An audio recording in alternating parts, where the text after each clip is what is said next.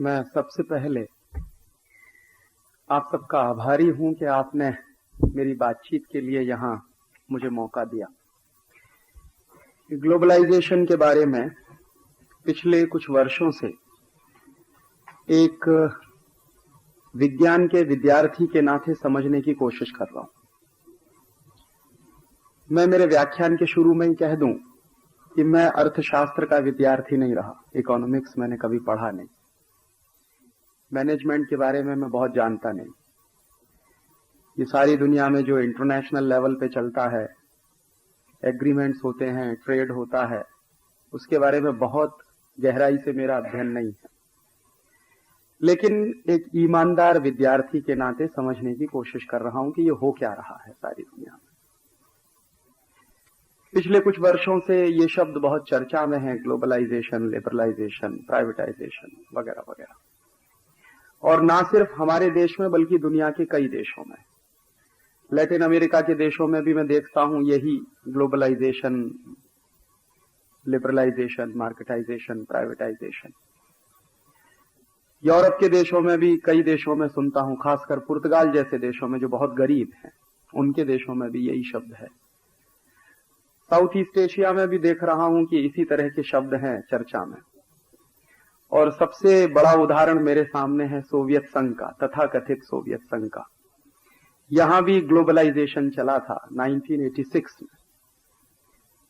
वहां जब ग्लोबलाइजेशन चला था तो शब्द था ग्लास्ट और पेरेस्ट्रोइक। ग्लासनोस्ट, पेरेस्ट्रोइका माने लिबरलाइजेशन। तो उनके यहां भी चला और हमारे यहां भी चल रहा है। तो दुनिया के दूसरे देशों में क्या हुआ और हमारे यहां क्या हुआ है, उसके बारे में थोड़ी सी बातें आपसे शेयर करने की कोशिश करूंगा। लैटिन अमेरिका के देशों में ग्लोबलाइजेशन हमारे यहां से 20 साल पहले शुरू हुआ। 70s के बाद से लैटिन अमेरिका के कई देशों में ग्लोबलाइजेशन शुरू हुआ और 80s में आते आते बहुत जोर पकड़ गया। ये ग्लोबलाइजेशन का जो एक पैकेज है, एक तरह का प्रेस्क्रिप्शन है, ये अगर वहां की सरकारों ने अपने इंट्यूशन से तैयार किया होता तो समझ में आता। एक्चुअली ये पूरा का पूरा पैकेज जो है डिक्टेटेड है। ये ग्लोबलाइजेशन और लिबरलाइजेशन का जो पैकेज है वो वर्ल्ड बैंक और IMF के कुछ लोग हैं और वहां कुछ एक लॉबी है, कुछ अर्थशास्त्रियों का एक तरह का स्कूल है, एक तरह के थॉट्स हैं। वहां से निकला हुआ ये पैकेज है। तो वहां क्या होता है, कुछ खास तरह की चीजें हैं। जैसे ग्लोबलाइजेशन आप कब करेंगे और कब आप ग्लोबलाइज नहीं है।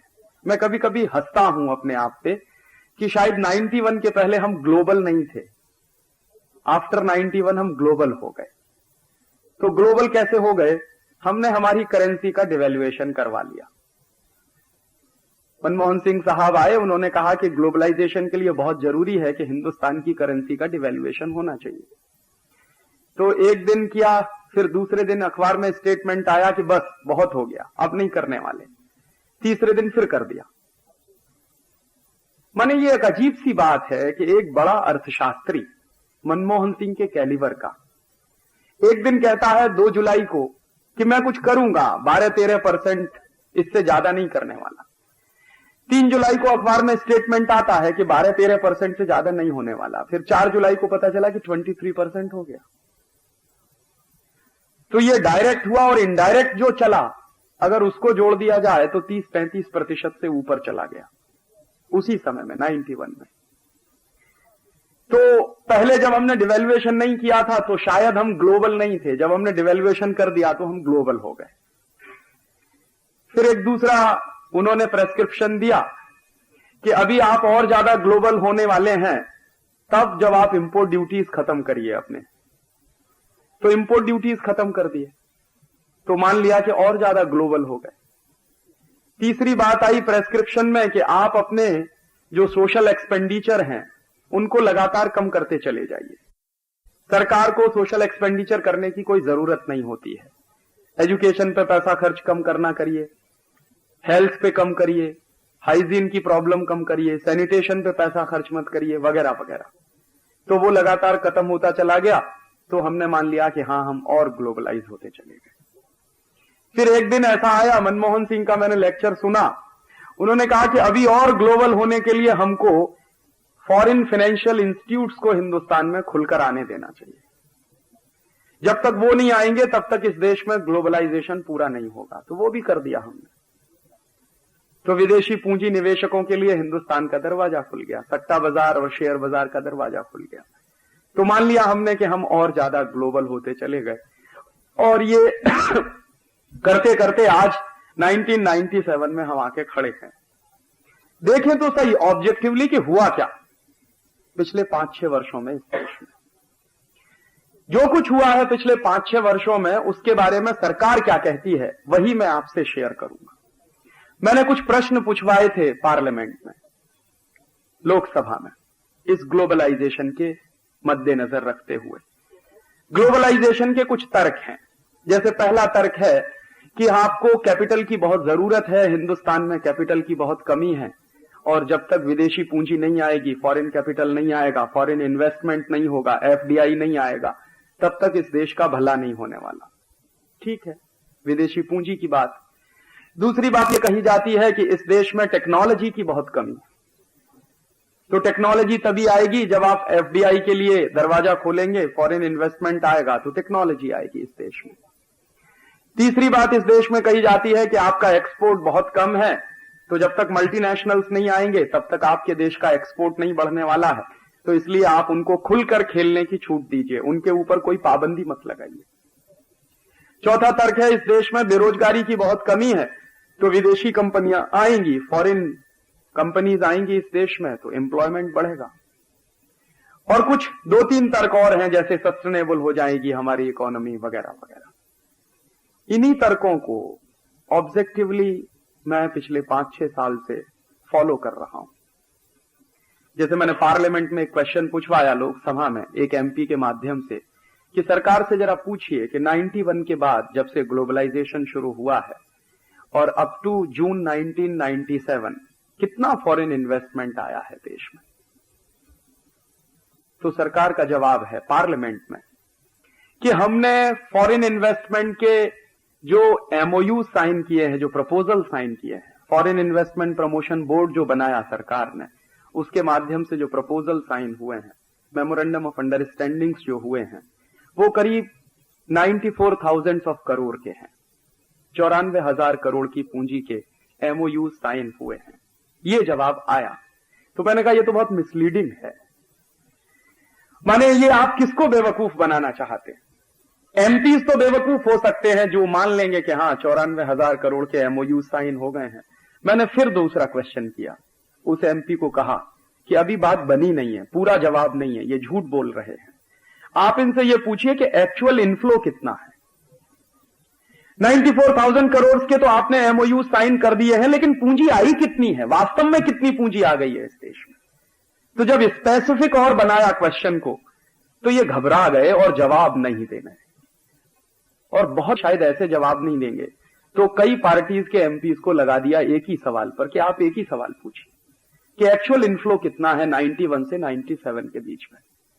तो बड़े मुश्किल से फाइनेंस मिनिस्टर ने जवाब दिलवाया पार्लियामेंट में, और उनका जवाब है कि एक्चुअल इनफ्लो है 19,700 करोड़ रुपीस के आसपास। माने 94,000 करोड़ के प्रपोजल साइन हुए हैं, एमओयू साइन हुए हैं, लेकिन पूंजी कितनी आई है? मुश्किल से 20,000 करोड़ की पूंजी आई है। और ये डॉलर टर्म्स में नहीं कह रहा हूं, मैं रुपए में कह रहा हूं। और ये मेरा जवाब नहीं है, ये पार्लियामेंट में फाइनेंस मिनिस्टर का दिया हुआ जवाब है। और ये पूंजी आई कितने साल में है? 1991 से लेके 1997 के बीच में, माने 6 साल में इतना हंगामा करने के बाद 20,000 करोड़ रुपया आया है। और ये जो 20,000 करोड़ आया है, ये है क्या? एक्चुअली ये ज्यादा इसमें जो है वो फाइनेंशियल कैपिटल है। और फाइनेंशियल कैपिटल कभी भी किसी देश में प्रोडक्टिविटी नहीं बढ़ाया करता। फाइनेंशियल कैपिटल से कभी किसी देश में कारखाने नहीं लगा करते। फाइनेंशियल कैपिटल से कभी किसी देश में उत्पादन नहीं बढ़ता। फाइनेंशियल कैपिटल से कभी एम्प्लॉयमेंट जनरेट नहीं होता। फाइनेंशियल कैपिटल से कभी इकोनॉमी में कोई असर नहीं आता। फाइनेंशियल कैपिटल तो आता है शेयर बाजार में शेयरों का दाम बढ़ाने के लिए, या सट्टा बाजार में शेयरों का दाम बढ़ाने के लिए। तो ये जो 20,000 करोड़ की पूंजी आई है इस देश में 1991 से 97 के बीच में, इसमें ज्यादा हिस्सा फाइनेंशियल या फिनेंशियल कैपिटल का है। और ये जो फिनेंशियल कैपिटल होता है वो आज आपके मार्केट में है, कल हो सकता है सिंगापुर चला जाए, परसों हो सकता है न्यूयॉर्क चला जाए, एक दिन बाद हो सकता है टोक्यो चला जाए, माने जहां उनको लगेगा वहां चला जाएगा। वो आप ही के देश में रहेगा इसकी कोई गारंटी नहीं है। और दूसरी तरफ मैंने देखा कि इस देश में 20,000 करोड़ की पूंजी इतना हंगामा करने के बाद, इतना ढोल पीटने के बाद, इतने बड़े बड़े क्लीशेज इस्तेमाल करने के बाद आई 1991 से 97 के बीच में, तो हमारे देश में पूंजी की क्या स्थिति है? तो मैं मेरी बात नहीं कहता, मैं हिंदुस्तान के ex finance minister doctor Manmohan Singh की ही एक बात को कोट कर रहा हूं। एक बार उन्होंने पार्लियामेंट में कहा कि हिंदुस्तान में डोमेस्टिक सेविंग्स के रेट्स 24% ऑफ जीडीपी है। माने एक साल का जो हमारा जीडीपी है वो करीब 8 लाख करोड़ का है, उसका 24% हमारे डोमेस्टिक सेविंग्स हैं एवरी ईयर। तो कितना बैठता है? लगभग 2 लाख करोड़ बैठता है। तो 2 लाख करोड़ की तो हमारी डोमेस्टिक सेविंग्स हैं एक साल की। ये मैं नहीं कहता, मनमोहन सिंह कहते हैं। 2 लाख करोड़ की जिस देश में एक साल की सेविंग्स हो और वो देश विदेशी पूंजी के लिए परेशान हो, ये कुछ समझ में नहीं आता। और उस 2 लाख करोड़ का कितना अनुपात है जो 20,000 करोड़ आया है? कितने परसेंट बैठता? माने हम हर साल इस देश में 2 लाख करोड़ रुपए जनरेट करते हैं डोमेस्टिक सेविंग्स के रूप में, और 6 साल में हमारे यहां मात्र आया है 20,000 करोड़ रुपए, और हम ढोल पीट के चिल्ला रहे हैं कि इस देश में ग्लोबलाइजेशन हो रहा है, लिबरलाइजेशन हो रहा है। किसको बेवकूफ बना रहे हैं? और इसी के बाद जब दूसरे हिस्से की बात करना शुरू करिए कि ये जो 20,000 करोड़ आ भी गया है आपके देश में, तो चला कितना गया? क्योंकि विदेशी पूंजी आती है वो आपके फायदे के लिए नहीं आती है, वो उनके फायदे के लिए आती है। और दुनिया में कोई भी देश इतना बेवकूफ नहीं है जो आपके फायदे के लिए अपनी पूंजी आपके देश में आके लगा देगा। एक तो सच्चाई ये है कि 1980 से यूरोपियन मार्केट में भयंकर रिसेशन है, अमेरिकन मार्केट में भी भयंकर रिसेशन है। और मैं जानता हूं जितने अर्थशास्त्र की बातें, उसके अनुसार जितने भी मार्केट में रिसेशन आते हैं तो उनको सबसे ज्यादा पहले अपने रिसेशन दूर करने के लिए पूंजी की जरूरत पड़ती है। तो अगर यूरोपियन मार्केट में रिसेशन चल रहा है 1980 से और अमेरिकन मार्केट में भी रिसेशन चल रहा है 1980 से, तो उनको पूंजी की जरूरत है अपना रिसेशन दूर करने के लिए। और जब उनको अपना रिसेशन दूर करने के लिए पूंजी की जरूरत है तो उनके पास पूंजी बचेगी कहां से जो आपके यहां लाके वो इन्वेस्ट करेंगे? ये मोटी सी बात समझ में आनी चाहिए। अगर उनके मार्केट में रिसेशन नहीं होता, उनके मार्केट में ये सारी बातें नहीं होती मंदी की, और तब कोई पूंजी की बात करता तो समझ में आती। लेकिन जब उनके मार्केट में खुद रिसेशन चल रहा है तो कहां से वो पूंजी आपके देश में लाने वाले हैं? पूंजी है नहीं उनके पास। अगर उनके पास पूंजी होती तो वो अपना रिसेशन दूर करेंगे पहले। और वो इतने दयावान नहीं हैं, इतने साधु महात्मा नहीं हो गए अमेरिका के और यूरोप के लोग के अपने यहां थोड़ा घाटा सहन करके हिंदुस्तान में लाके पूंजी इन्वेस्ट कर देंगे तो आपका फायदा कर देंगे। इतने धर्मात्मा वो कभी थे भी नहीं और कभी होंगे भी नहीं भविष्य में। तो जब उनका मार्केट रिसेशनरी मार्केट हो गया है तो वहां पहले उनको पूंजी की जरूरत है अपना रिसेशन दूर करने के लिए, तो आपके यहां पूंजी आने वाली नहीं है। इसलिए ये मात्र 20,000 करोड़ की पूंजी आई है, और 6 साल में 20,000 करोड़ आया है तो लगभग 3-3,500 करोड़ एक साल में आया है। ये 3-3,500 करोड़ क्या होता है उस देश में जिस देश का नेशनल बजट 2,40,000 करोड़ का हो? एक साल का हमारा नेशनल बजट 2,40,000 करोड़ का है, उसमें 3-3,500 करोड़ रुपया कौन सी बड़ी बात है? क्या मायने रखता है? और सच्चाई ये है कि कोई ग्लोबलाइजेशन में पूंजी इस देश में आ नहीं रही है, लेकिन जो आई भी है उसकी तुलना में चली कितनी गई है? यह सवाल फिर मैंने लोकसभा में पूछा कि ये 20,000 करोड़ का एफडीआई आया पिछले 91 से 97 के बीच में, लेकिन 91 से 97 के बीच में कुछ गया भी तो है हिंदुस्तान से, वो कितना चला गया? तो फाइनेंस मिनिस्टर का जवाब है कि 91 से 97 के बीच में जो चला गया है हमारे देश से वो 34,000 करोड़ है। माने 20,000 करोड़ आया है और 34,000 करोड़ यहां से चला गया है, तो कौन किसको पूंजी दे रहा है? वो हमको पूंजी दे रहे हैं या हम उनको पूंजी दे रहे हैं? और हमेशा दुनिया में जो फर्स्ट वर्ल्ड कंट्रीज हैं या जो डेवलप्ड कंट्रीज कहते हैं अपने आप को, हालांकि मैं मानता नहीं कि वो डेवलप्ड हैं, लेकिन तथाकथित डेवलप्ड हैं, सो कॉल्ड डेवलप्ड हैं, वो कभी भी गरीब देशों को पूंजी देते नहीं, बल्कि गरीब देशों की पूंजी अपने यहां खींच कर ले जाते हैं। और वो कैसे चलता है? अंक टाट के कुछ फिगर्स है मेरे पास, United Nations Commission on Trade and Development, उनकी कुछ रिपोर्ट्स मेरे पास हैं। तो अंक टाट की रिपोर्ट है 95-96 की, लेटेस्ट तो नहीं कह सकता, 95-96 की है, उसके बाद मुझे आई नहीं, तो इसलिए मैं आगे की बात कर नहीं सकता। 95-96 की अंक टाट की रिपोर्ट कह रही है कि 95-96 में दुनिया के अमीर देशों से गरीब देशों में कितनी पूंजी गई, और उसी समय में दुनिया के गरीब देशों से अमीर देशों में कितनी पूंजी आई, उसमें कुछ फिगर्स हैं। तो गरीब देशों से जो पूंजी अमेरिका में चली गई, यूरोप में चली गई, उसकी बात तो बाद में, पहले इनके देशों से आई कितनी गरीब देशों में।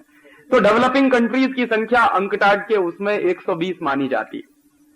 तो 120 गरीब देशों में, डेवलपिंग कंट्रीज में जो पूंजी आई एक साल में, वो करीब है $500 बिलियन। और इसमें क्या क्या है? फॉरेन डायरेक्ट इन्वेस्टमेंट है, फॉरेन लोन है, फॉरेन एड है, तीनों चीजें हैं। कर्जा है, विदेशी पूंजी है और विदेशी सहायता है।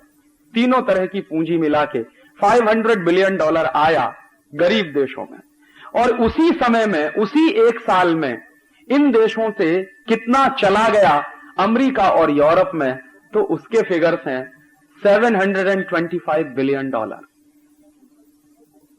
माने $725 बिलियन गरीब देशों से अमीर देशों में चला गया और $500 बिलियन अमीर देशों से गरीब देशों में आया। तो कौन किसको पूंजी दे रहा है और कितने बड़े लेवल पे धोखा चल रहा है सारी दुनिया में? अमीर देश कभी पूंजी किसी को दे नहीं सकते। ये पूंजी जो है गरीब देशों से अमीर देशों में जाती है। एक साउथ कमीशन है और साउथ कमीशन के सेक्रेटरी जनरल हुआ करते थे बहुत दिनों तक डॉक्टर मनमोहन सिंह। 1986 से 1989 के बीच में वो साउथ कमीशन के सेक्रेटरी जनरल थे। माने हिंदुस्तान में फाइनेंस मिनिस्टर बनने के पहले वो हिंदुस्तान की 3 सरकारों के एडवाइजर रह चुके हैं, रिजर्व बैंक ऑफ इंडिया के गवर्नर रह चुके हैं, दिल्ली स्कूल ऑफ इकोनॉमिक्स के बड़े भारी अर्थशास्त्री हैं। सारी दुनिया में उनकी बड़ी भारी इज्जत भी है एक अच्छे अर्थशास्त्री के रूप में। तो ये व्यक्ति जब हिंदुस्तान में एक अर्थशास्त्री के रूप में काम करता है तो क्या कहता है, और जब ये आदमी वित्त मंत्री हो जाता है तो क्या कहता है? तो जब ये साउथ कमीशन के सेक्रेटरी जनरल हुआ करते थे तो इन्होंने एक केस स्टडी किया है। वो केस स्टडी मेरे पास है और उस पर मैंने कई लेख भी लिखे थे। वो क्या है कि 86 से 89 के बीच में दुनिया के 17 गरीब देशों के बारे में उन्होंने कुछ आंकड़े दिए हैं, जिनमें हमारा देश है, पाकिस्तान है, बर्मा है, बांग्लादेश है, मलेशिया है, वगैरह वगैरह, नजदीक के गरीब देश हैं।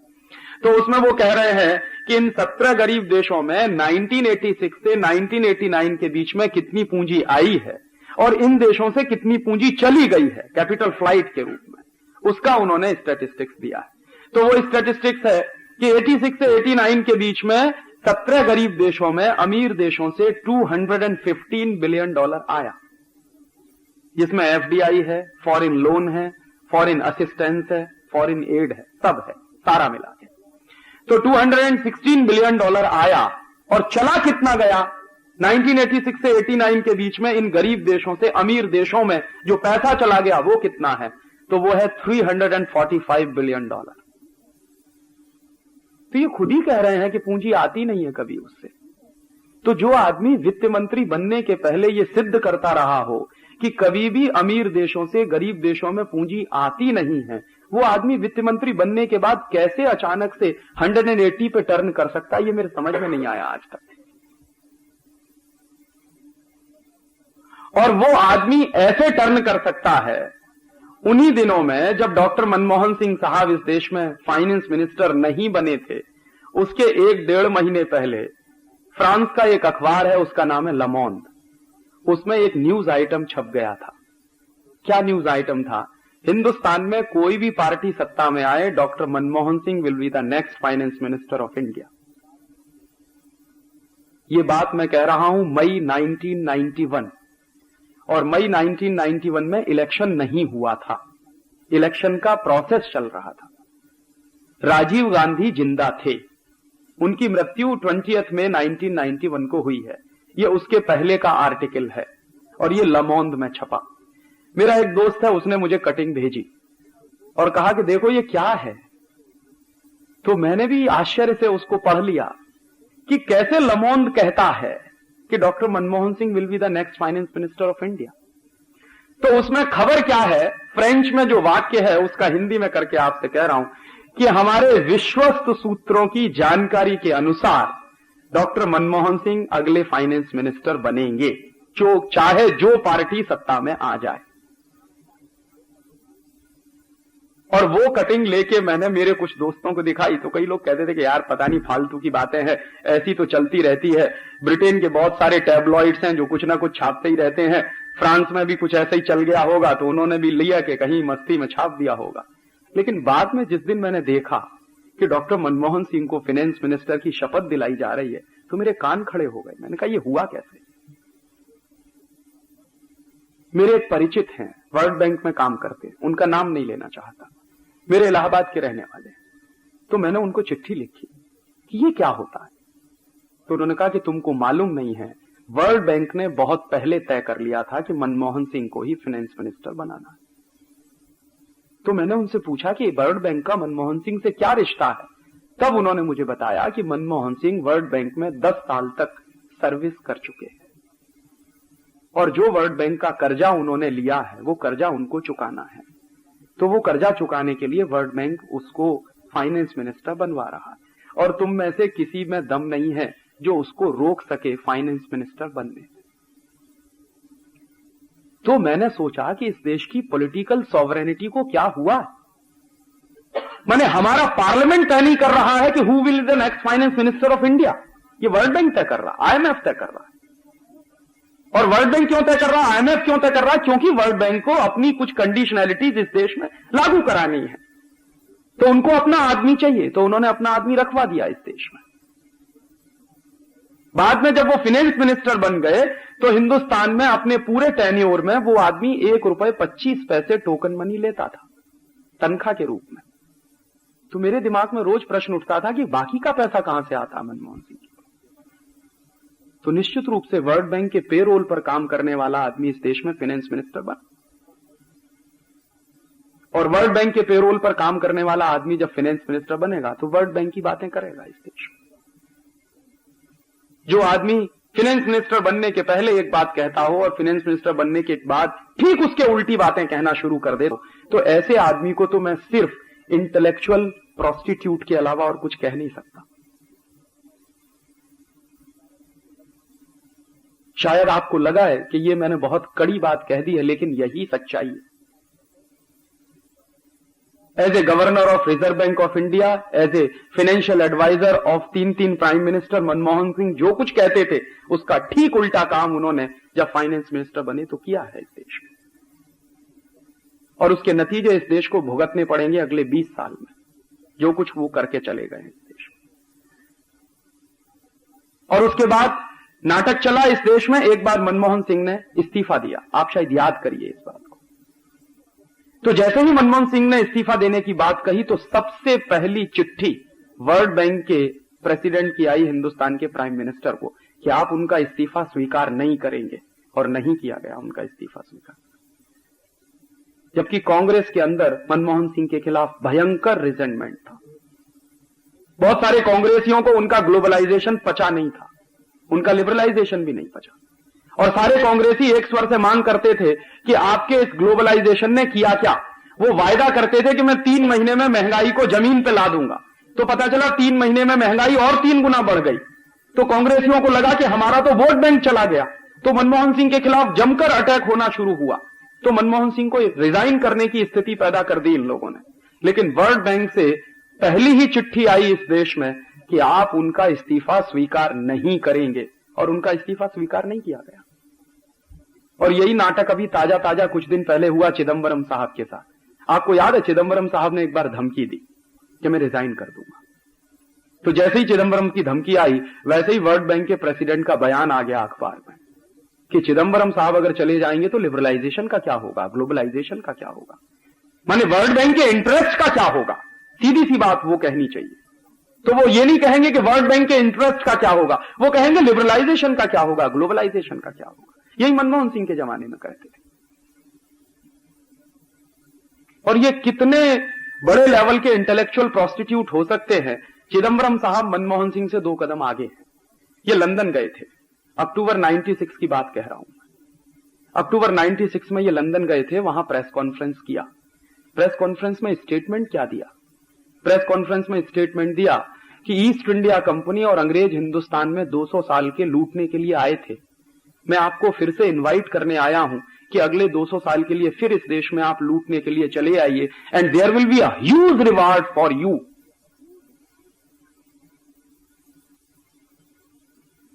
क्या कहें इसको, सिवाय ट्रेटर के दूसरा कोई शब्द मुझे मिलता नहीं जो मैं चिदंबरम के लिए इस्तेमाल करूं।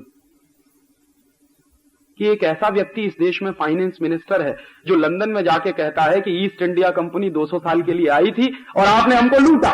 मैं आपको दोबारा निमंत्रण देने आया हूं कि अगले 200 साल के लिए फिर आ जाइए और लूट कर ले जाइए इस देश में।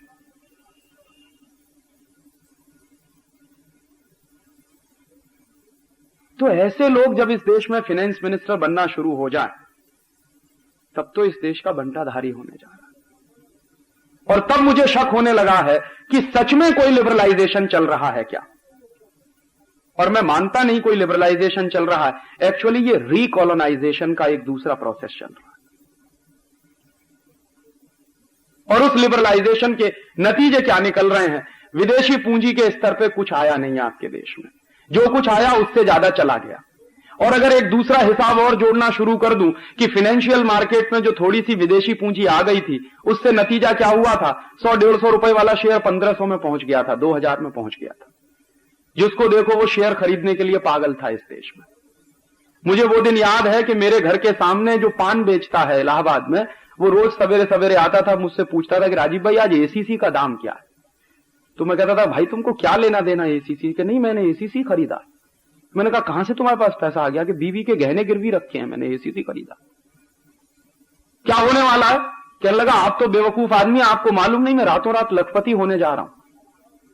आज ये 1500 का है, कल 2000 का हो जाएगा, फिर 3000 का हो जाएगा, फिर 3500 का हो जाएगा। आप देखिए रातों रात लखपति हो जाऊंगा मैं।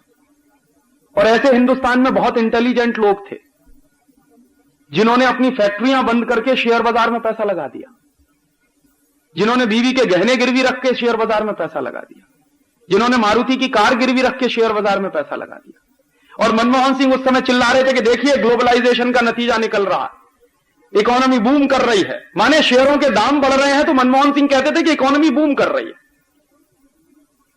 कोई भी रद्दी से रद्दी अर्थशास्त्री इस बात को कह नहीं सकता कि शेयरों के दाम बढ़ने से कंपनियों की अपनी प्रोडक्टिविटी पे कोई गहरा असर पड़ रहा है क्या। यह जरूरी नहीं है कि जिस कंपनी के शेयर के दाम बढ़ रहे हो वो कंपनी बहुत अच्छा रिजल्ट दे रही हो, यह बिल्कुल जरूरी नहीं है। यह बहुत बार इन्फ्लेटेड होती हैं चीजें। लेकिन मनमोहन सिंह जैसा आदमी जब पार्लियामेंट में यह तर्क देता था कि देखिए मैंने जो लिबरलाइजेशन किया, जो ग्लोबलाइजेशन किया, उससे शेयर बाजार में इतना तेज उछाल आया है। एक दिन पता चला कि बुलबुला फट गया, गुब्बारे में जितनी हवा भरी थी वो सब फट गई।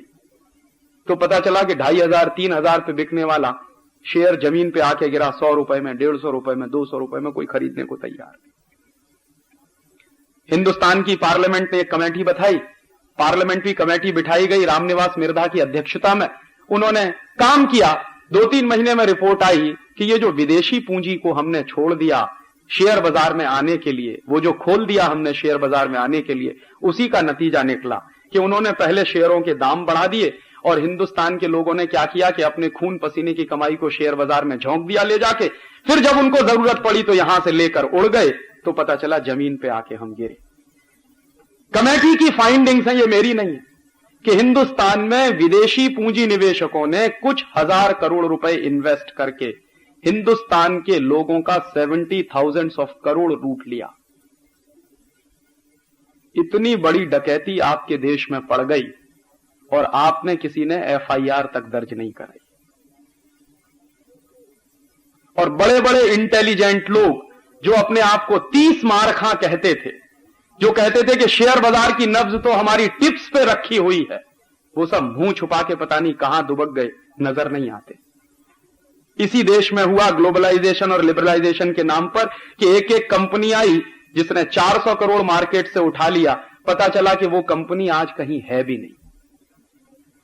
जिस कंपनी ने कभी नट बोल्ट नहीं बनाया, जिन्होंने कभी प्रोडक्शन के क्षेत्र में कोई एक नए पैसे का काम नहीं किया, वो आए और मार्केट से 420 करोड़ उठा ले गए, कोई 480 करोड़ उठा ले गया, कोई 500 करोड़ उठा ले गया, कोई 1000 करोड़ उठा ले। माने लूट की खुली छूट मची हुई थी, कोई कानून नहीं था, कोई रोक नहीं थी, कोई गाइडलाइंस नहीं थी। मनमोहन सिंह साहब यही चिल्ला रहे थे कि देखिए इकोनॉमी में तरक्की हो रही है इस देश में। मालूम नहीं था कि इस देश के लोगों की जेब काटी जा रही है। और अंत में पता चला कि हमको जो नुकसान हुआ है वो कितना हुआ है। देश के लोगों के खून पसीने की कमाई का 70,000 करोड़ रुपया डूब गया इस शेयर बाजार। जो वापस आएगा किसी को कुछ पता नहीं।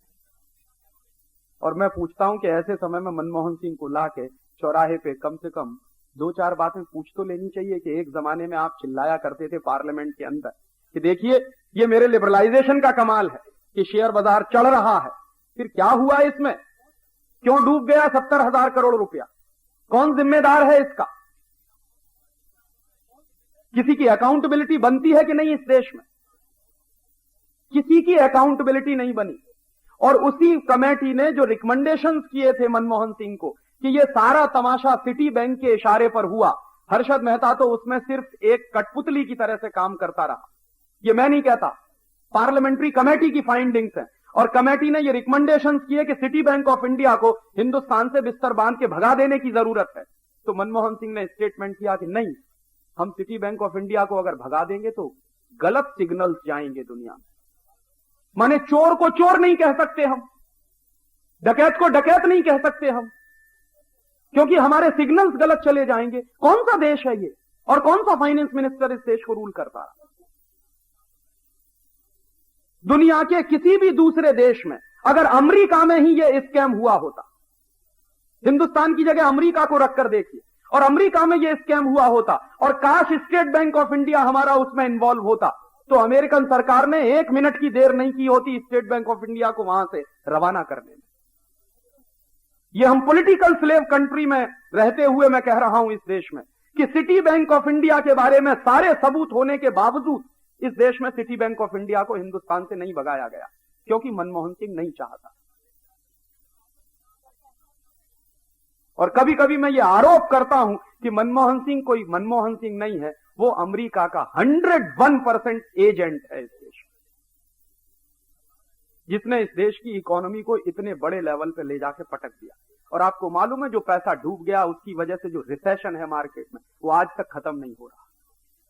कितने कारखाने बंद हो गए इस देश में, हजारों प्रोडक्शन यूनिट्स इस देश में बंद हो गए क्योंकि उनका पैसा शेयर बाजार में लग गया। मैं मेरे उत्तर प्रदेश के बारे में बात करता हूं। नोएडा के आसपास करीब 80,000 छोटे छोटे प्रोडक्शन यूनिट्स थे जो डूब गए क्योंकि उनका पैसा शेयर बाजार में फंस गया, वो चल नहीं सकते। और कितने ऐसे लोग हैं जिनको मैं पर्सनली जानता हूं कि जो करोड़पति बनने चले थे रोडपति हो गए, सड़क पे खड़े, डूब गया पैसा शेयर बाजार।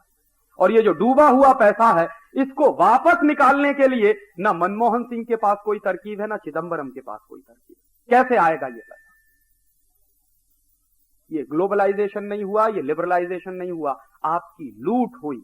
लूट होने के तरीके बदलते रहते हैं। पहले ईस्ट इंडिया कंपनी आती थी, अंग्रेज आते थे तो बंदूक और तलवार के दम पे लूट कर ले जाते थे आपके यहां, और अब तरीका बदल दिया है। ग्लोबलाइजेशन और लिबरलाइजेशन के नाम पर आते हैं और आपके देश से 70,000 करोड़ लूट कर ले जाते हैं, और आप खामोशी के साथ बैठे बैठे देख रहे हैं। पता नहीं कब हर्षद मेहता को इस देश में फांसी की सजा मिलेगी, मुझे मालूम नहीं, पता नहीं कब मिलेगी। शायद हो सकता है 2 साल के बाद आप भी भूल जाओ, मैं भी भूल जाऊं कि इस देश में इतना बड़ा स्कैम भी कोई हुआ था। और आप देख लीजिए जब से ग्लोबलाइजेशन और लिबरलाइजेशन है तो ये स्कैम का ही है हिस्सा। जिसको आप ग्लोबलाइजेशन कहते हैं वो स्कैम का ही एक दूसरा हिस्सा। जितने तेजी से ग्लोबलाइजेशन चला उतने तेजी से इस देश में घोटाले चले।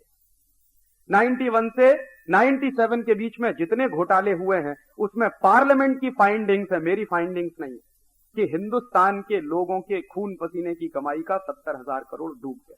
ये वो क्या, तो 20,000 करोड़ आया और 70,000 करोड़ हमारा डूब गया। ये है ग्लोबलाइजेशन का असली पिक्चर। कोई पूंजी वहां से आ नहीं रही है, आपको लूट करके आपके देश से ले जा रहे। दूसरे लेवल पे मैंने एक बार एक क्वेश्चन और पूछवाया था लोकसभा में कि आप बहुत चिल्लाते हैं फॉरेन टेक्नोलॉजी, हाई टेक्नोलॉजी वगैरह वगैरह, और चूंकि मैं साइंटिस्ट रहा हूं इसलिए थोड़ा टेक्नोलॉजी के बारे में जानता हूं कि क्या टेक्नोलॉजी होती है और क्या टेक्नोलॉजी नहीं होती है। तो लोकसभा में जब सवाल पूछवाया कि 91 के बाद जो एमओयू साइन किए हैं भारत सरकार ने, इसमें हाईटेक एरियाज कितने हैं, तो सरकार का जवाब है कि करीब 70% जो एमओयू साइन हुए हैं वो जीरो टेक्नोलॉजी के एरियाज में, जहां कोई टेक्नोलॉजी नहीं है। और 70% के बाद 10 से 15% जो एमओयू साइन हुए हैं वो इंटरमीडिएट टेक्नोलॉजी के एरिया में, और मुश्किल से 5 से 10% एमओयू साइन हुए हैं जो हाईटेक एरिया में है। लेकिन अभी भी मैं इंतजार कर रहा हूं कि कोई हाईटेक आ गया है क्या इस देश में। कोई हाईटेक नहीं आया।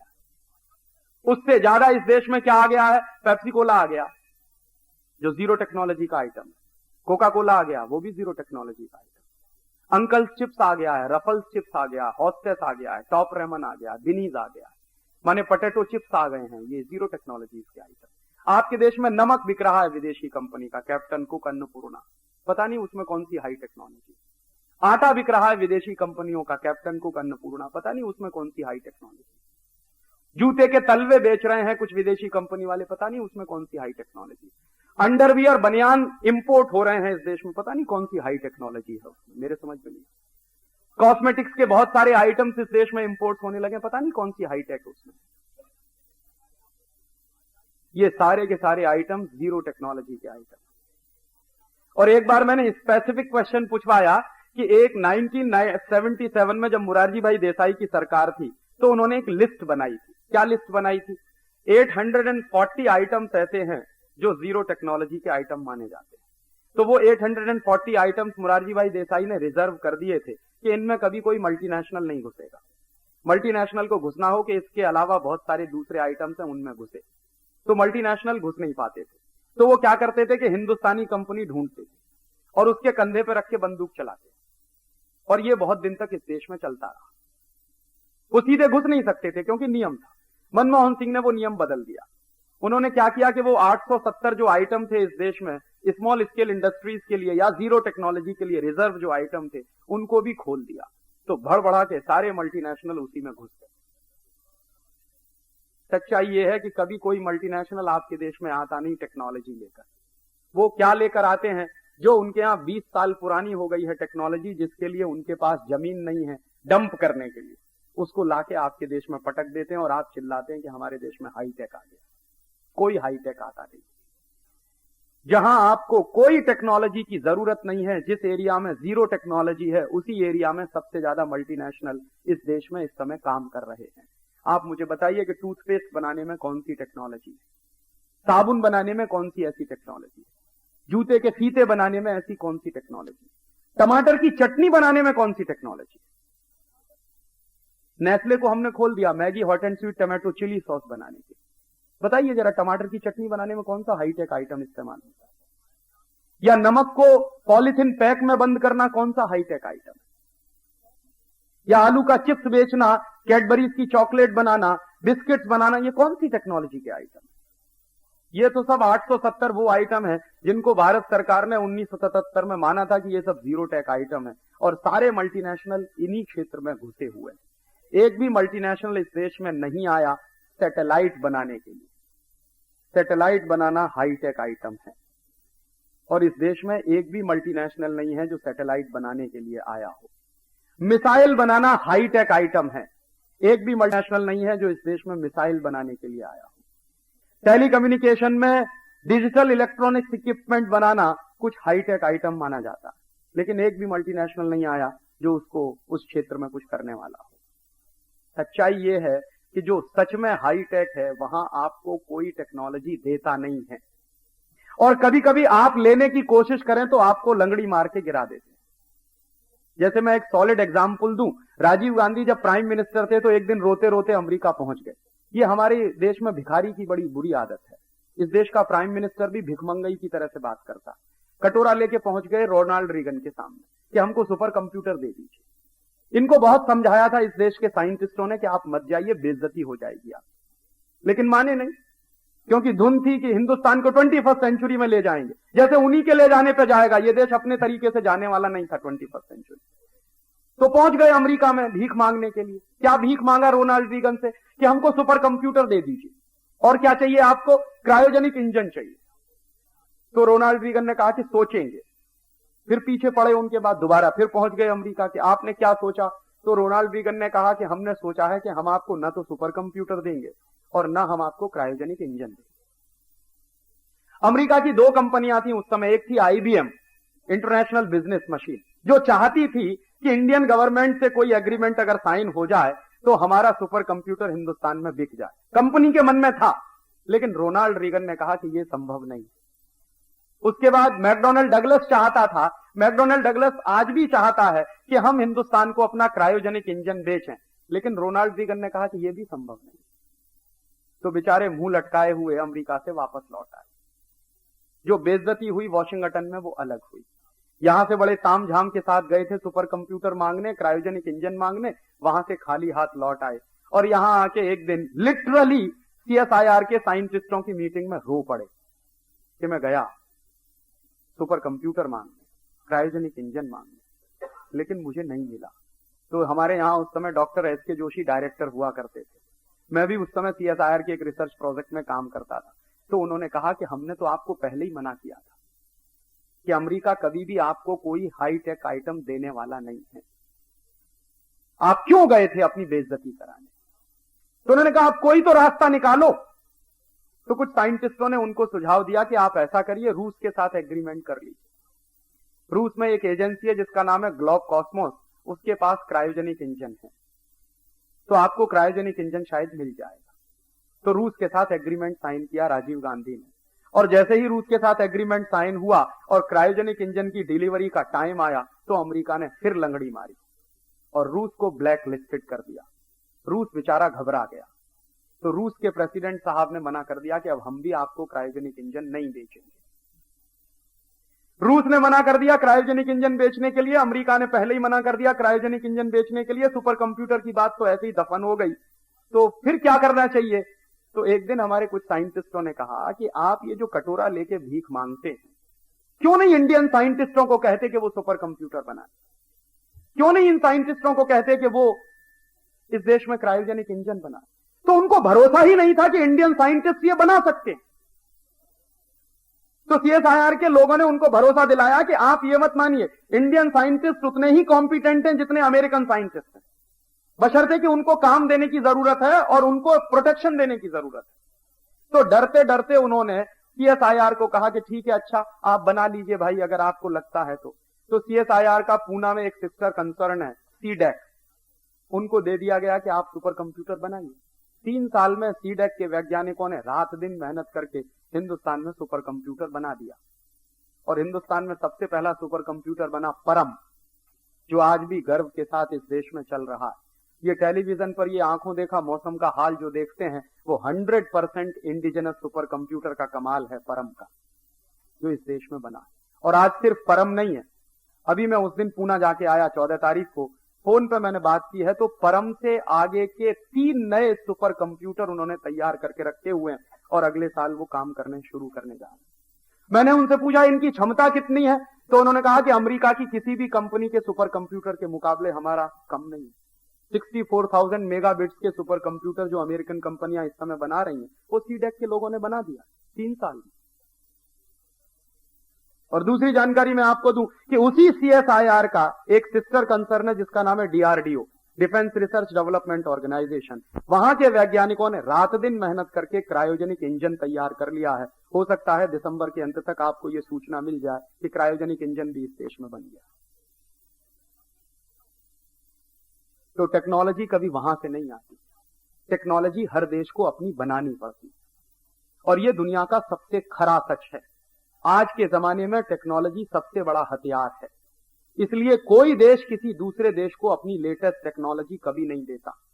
वो ऐसी टेक्नोलॉजी आपको दे देंगे जो उनके लिए बेकार हो चुकी है। तो हिंदुस्तान में कभी भी अमेरिका और यूरोप की कंपनियों ने कोई हाईटेक आइटम नहीं दिया है। क्या दिया है हमको, उसके बदले में मैं आपको बताता हूं। हिंदुस्तान में ऐसी टेक्नोलॉजी ट्रांसफर की गई है पिछले 5-6 साल में लिबरलाइजेशन के नाम पर, जो यूरोप के कई देशों में बैन हो चुकी है। रिजेक्टेड और रिडंडेंट टेक्नोलॉजी को ला के पूरे के पूरे ये जो वापी से लेके मेहसाना की पूरी पट्टी है ना गुजरात की, यहीं पे लगाया गया है सबसे ज्यादा। और इस टेक्नोलॉजी का कमाल आप देखेंगे 2-3 साल के बाद। मैं अभी आपकी मीटिंग में ये कह रहा हूं कि अगले 2-3 साल के बाद इस पूरी पट्टी में कम से कम 60 भोपाल होने जा रहे हैं। ये वापी से लेकर मेहसाना के बीच में जितनी इंपोर्टेड टेक्नोलॉजी आई है केमिकल इंडस्ट्री में, ये हिंदुस्तान में सबसे हजारडस टेक्नोलॉजी है। और ये क्यों आई है ये समझ लीजिए। मेरे पास एक चिट्ठी है लॉरेंस समर्स की। लॉरेंस समर्स बड़ा भारी अर्थशास्त्री माना जाता है अमेरिका में। हालांकि मैं मानता नहीं कि उसको अर्थशास्त्र का कोई बहुत ज्ञान है, लेकिन वो माना जाता है। और लॉरेंस समर्स वर्ल्ड बैंक का प्रेसिडेंट रह चुका है। तो जिस समय लॉरेंस समर्स वर्ल्ड बैंक का प्रेसिडेंट था, उस समय उसने एक चिट्ठी लिखी थी अपने कुछ दूसरे अधिकारियों को। गलती से वो लीक हो गई है, उसकी फोटोकॉपी मेरे पास है। वो चिट्ठी में लिख क्या रहा है, Lawrence Summers as a president of World Bank लिख रहा है कि हमको अब इस लिबरलाइजेशन का फायदा उठाते हुए, लिबरलाइजेशन ब्रैकेट में लिखा हुआ है इंडिया, तो हिंदुस्तान के लिबरलाइजेशन का फायदा उठाते हुए फर्स्ट वर्ल्ड कंट्रीज की सारी हजारडस केमिकल इंडस्ट्रीज इंडिया में ट्रांसफर कर देनी चाहिए। क्यों कर देनी चाहिए? नीचे के पैराग्राफ में एक और वाक्य वो लिख रहा कि हिंदुस्तान में अगर कोई मर जाए तो उसकी कीमत अमेरिका में मरने वाले आदमी की कीमत से बहुत कम है। माने आप अमेरिका की लेबोरेटरी के लिए चूहे जैसे हैं, गिनी पिग्स हैं। और वो कह रहा है कि अमेरिका और फर्स्ट वर्ल्ड कंट्रीज की सारी हजारडस केमिकल इंडस्ट्रीज को आप हिंदुस्तान में ट्रांसफर कर दीजिए, फायदा उठाते हुए लिबरलाइजेशन का। और वही फायदा उठाते हुए हिंदुस्तान में ये सब तमाशा हो गया है। ऐसे ऐसे एग्रीमेंट साइन हुए हैं लिबरलाइजेशन के नाम पर कि आप चौंक जाएंगे। अमेरिका की एक कंपनी है जिसका नाम है पेप्सी कोला। पेप्सी कोला के साथ भारत सरकार ने एक एग्रीमेंट साइन किया है कि हर साल Pepsi Cola 10,000 metric ton chemical waste America से लाकर हिंदुस्तान में डंप करेगा। ये है लिबरलाइजेशन। और ये 2 साल से डंप होना शुरू हो गया है। सबसे पहली डंपिंग किया था पेप्सी कोला ने मद्रास के पास एक गांव है। और अब इस साल से पेप्सी कोला डंप कर रहा है उस केमिकल वेस्ट को। केरल में एक जगह है, उसका नाम है वाइपीन। वाइपीन बहुत सुंदर द्वीप है। एक बार मैं गया हूं, इतना खूबसूरत है कि जाने के बाद लौटने का मन नहीं करता। अब उस वाइपीन द्वीप पर अमेरिका से लाया हुआ 10,000 मीट्रिक टन कचरा वेस्ट डंप किया जा रहा है। और ये काम पेप्सी कोला कर रहा है। और ये क्यों हुआ है? क्योंकि लिबरलाइजेशन हो रहा है इस देश में, ग्लोबलाइजेशन। और ऐसे एक नहीं, हंड्रेड्स ऑफ एग्रीमेंट साइन हुए हैं कनेडियन कंपनियों के साथ, ऑस्ट्रेलियन कंपनियों के साथ, अमेरिकन कंपनियों के साथ, न्यूजीलैंड की कंपनियों के साथ, कि वो दुनिया भर के तमाम देशों का। कनाडा की एक कंपनी से तो ये एग्रीमेंट साइन हुआ है जिसको लेके हमने एक पिटीशन फाइल किया। एग्रीमेंट ये है कि कनाडा की कंपनी अपना एटॉमिक वेस्ट लेकर आएगी और हिंदुस्तान में डंप करेगी। ये कंपनी पहले बांग्लादेश के साथ एग्रीमेंट करना चाहती थी। बांग्लादेश की सरकार भी इतनी होशियार है कि जब उनको पता चला कि ये लाने वाले क्या हैं, तो एटॉमिक वेस्ट आएगा, तो उन्होंने कहा नहीं, हम इसको परमिशन नहीं देने वाले। जो एग्रीमेंट बांग्लादेश की सरकार ने नहीं किया, वो एग्रीमेंट हमारी सरकार ने किया कनाडियन कंपनी के साथ। और ऐसे 100 से ज्यादा एग्रीमेंट साइन हुए हैं जिसमें हर साल इस देश में हजारों मीट्रिक टन कचरा आएगा उनके देश का और इस देश में डंप किया जाएगा। और एक बड़ा ऐतिहासिक दस्तावेज ऐसा ही है मेरे पास। हॉलैंड की एक कंपनी है सीजवॉन वीवी, उसके साथ मनमोहन सिंह ने एक एग्रीमेंट साइन किया था। क्या एग्रीमेंट था? कि हॉलैंड के सुअरों का गोबर 1 करोड़ टन हर साल हिंदुस्तान में लाके डंप किया जाए। ये एग्रीमेंट किया मनमोहन सिंह, और उसके दस्तावेज मेरे पास। क्यों किया है? तर्क क्या था मनमोहन सिंह का? तर्क यह था कि हॉलैंड के सुअरों का जो गोबर है वो क्वालिटी में बहुत अच्छा है। क्यों अच्छा है क्वालिटी में? तो वो तर्क दे रहे थे। जब हमने कहा कि ये आपने क्यों किया, तो एक दिन दिल्ली की एक मीटिंग में उन्होंने इस सवाल पर जवाब देते हुए कहा कि हमने इसलिए ये एग्रीमेंट साइन किया कि हॉलैंड के जो सुअरों का गोबर है वो बहुत अच्छा, क्वालिटी में बहुत अच्छा, और दूसरा क्यों अच्छा है, क्योंकि वहां के सुअर सोयाबीन खाते हैं। तो मैंने सवाल पूछा उनसे उस मीटिंग में कि ये सोयाबीन जाता कहां से, कि हमारे देश से जाता है। कहां से जाता है? मध्य प्रदेश से जाता है। आपको मालूम है इस देश में मध्य प्रदेश को पूरा सोयाबीन का बेल्ट बना दिया इसी ग्लोबलाइजेशन के चक्कर। तो क्या हो रहा है, सोयाबीन के लिए हजारों हजारों हेक्टेयर खेती बर्बाद कर दी गई है। सारे दुनिया के एग्रीकल्चरल साइंटिस्ट कहते हैं कि 10 साल सोयाबीन की खेती के बाद 11वें साल आप उस खेत में कुछ नहीं कर सकते, वो बंजर हो जाता है। इसलिए यूरोप के देश सोयाबीन पैदा नहीं करते। तो यूरोप के देश सोयाबीन पैदा नहीं करते, लेकिन हॉलैंड एक ऐसा देश है जो सुअरों को पालता है। मैंने हॉलैंड में देखा बड़े बड़े रेंच होते हैं पिग्स के। हमारे यहां रेंच होते हैं गाय के, उनके यहां रेंच होते हैं पिग्स के।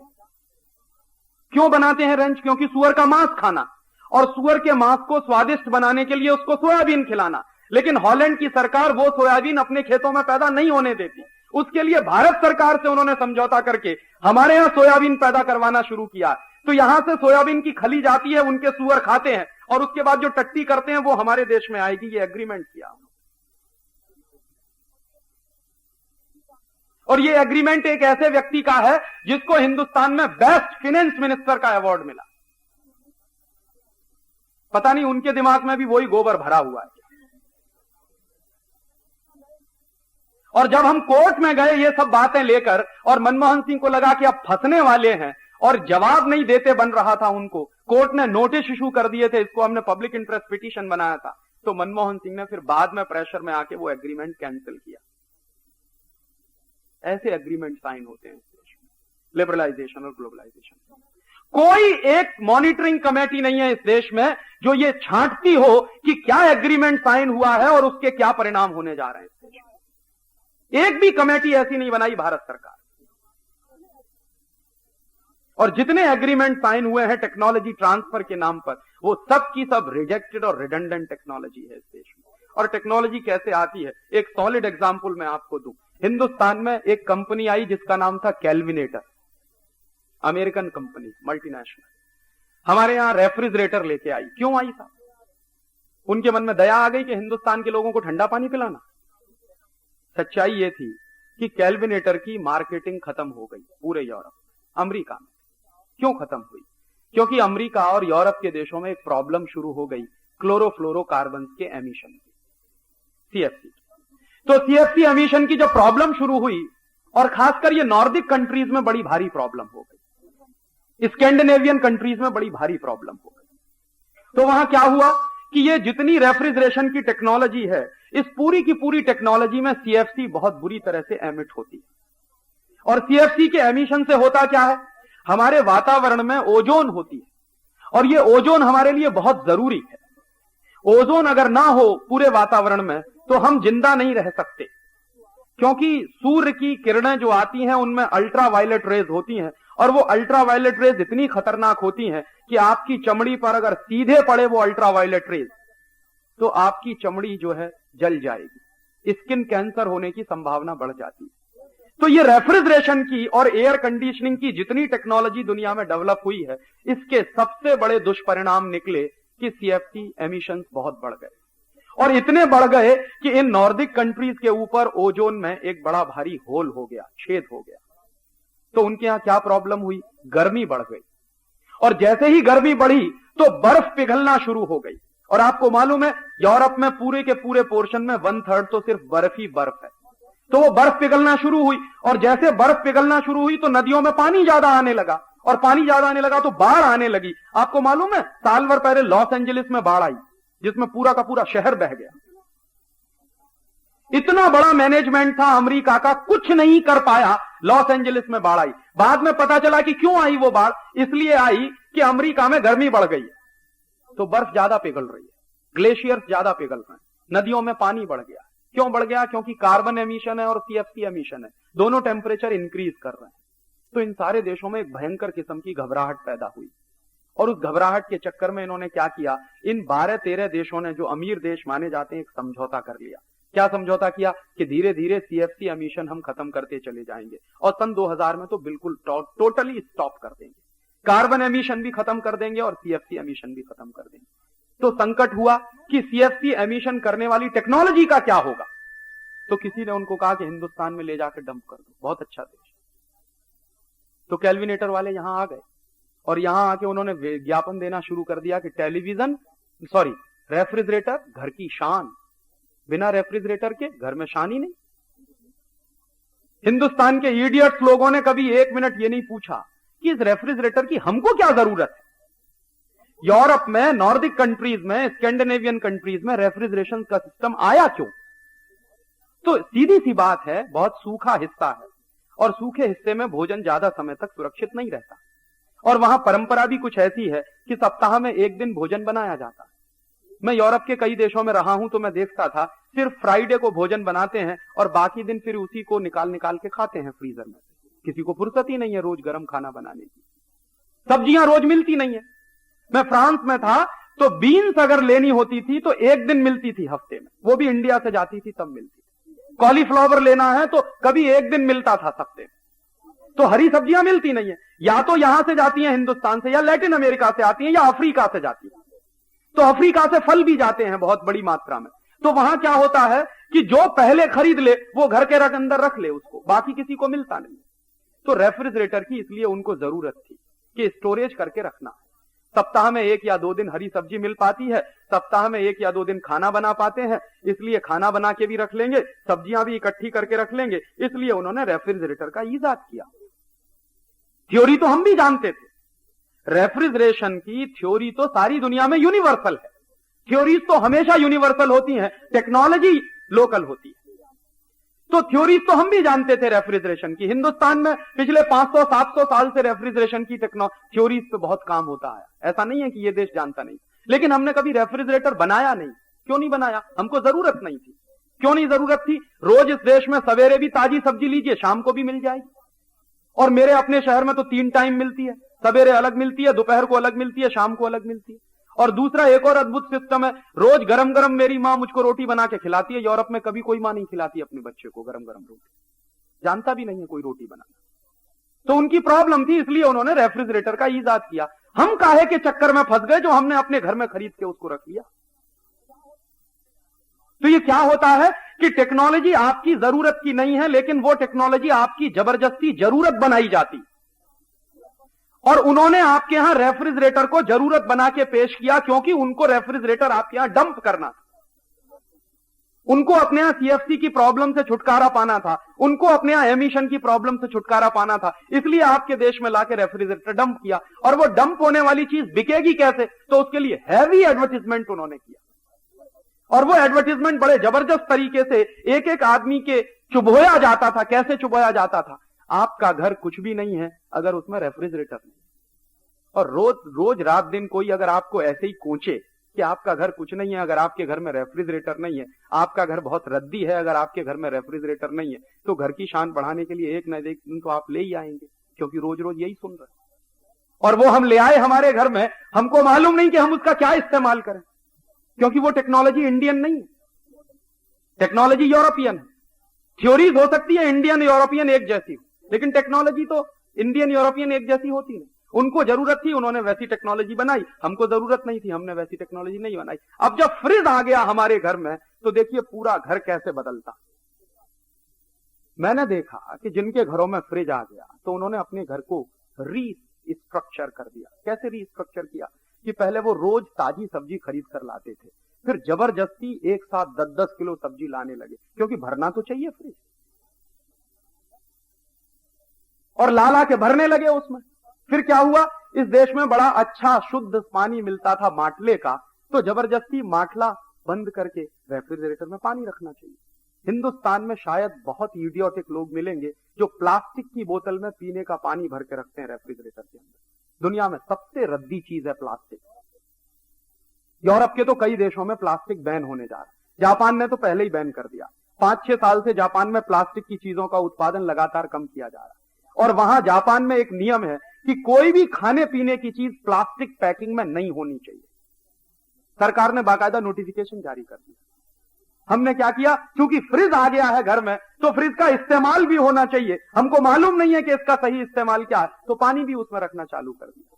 अब प्लास्टिक की बोतल में पानी रखा हुआ, मेहमान आया, साहब पानी पिएंगे, तो सीधे बोतल निकाल के उसके सामने पेश कर दिया। ये नहीं कि पानी को गिलास में डाल के पेश करें, बोतल निकाल के पेश करेंगे ताकि पता तो चले कि हमारे घर में फ्रिज है। अगर गिलास में भर के ले जाएंगे तो पता नहीं माटले का है कि फ्रिज का है, पता ही नहीं चलेगा मेहमान को। और सारी दुनिया के साइंटिस्ट कहते हैं, मेडिकल साइंस के एक्सपर्ट कहते हैं कि फ्रिज का पानी एक ही काम करता है, कॉन्स्टिपेशन बढ़ाता है।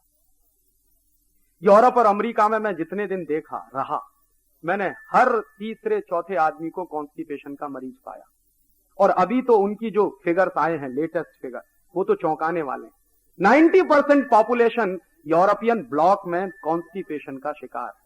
और इतना जबरदस्त कॉन्स्टिपेशन वहां होता था, मैं जहां रहता था यूरोप में, तो मैं देखता था 4-4 दिन 5-5 दिन संडास नहीं होती लोगों को। एक बार एक डॉक्टर जुकरसन से मेरी मुलाकात हुई, बड़े भारी डॉक्टर माने जाते हैं। तो मैंने उनसे पूछा कि आपके देश में इतना कॉन्स्टिपेशन क्यों है?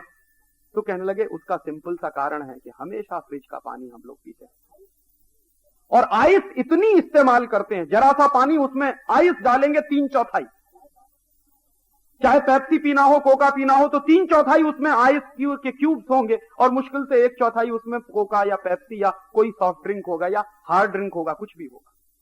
इतना जबरदस्त आइस इस्तेमाल करते हैं, इसलिए कॉन्स्टिपेशन। तो मैंने डॉक्टर जुकरसन से पूछा कि आप क्या पेशेंट आते हैं तो आप क्या करते हैं? तो कहता हूं कि हर पेशेंट से कि देखो फ्रिज का पानी पीना बंद कर दो पहले, और अगर संभव है तो गर्म पानी पियो, उकाड़ा हुआ पानी पियो। तो मैंने कहा हिंदुस्तान में तो हजारों साल से धर्म यही कहता है कि गर्म पानी पियो, हमको क्या जरूरत थी, ये काहे को उठा लाए, ये बीमारी हम हमारे घर में। तो हमारे पास इतनी भी चॉइस नहीं है जुडिशियस कि किसको हम टेक्नोलॉजी कहें और किसको हम रिजेक्टेड और रिडंडेंट टेक्नोलॉजी कहें। और सच्चाई यह है कि जो चीज यूरोप में रिजेक्ट हो जाती है, जो वहां रिडंडेंट घोषित कर दी जाती है, उसी को उठा के हिंदुस्तान में इस्तेमाल करना चालू कर देते हैं। और आज का ताजा ताजा उदाहरण दूं, ये पेजर 20 साल पहले फेल हो गया पूरे यूरोप। क्यों फेल हो गया?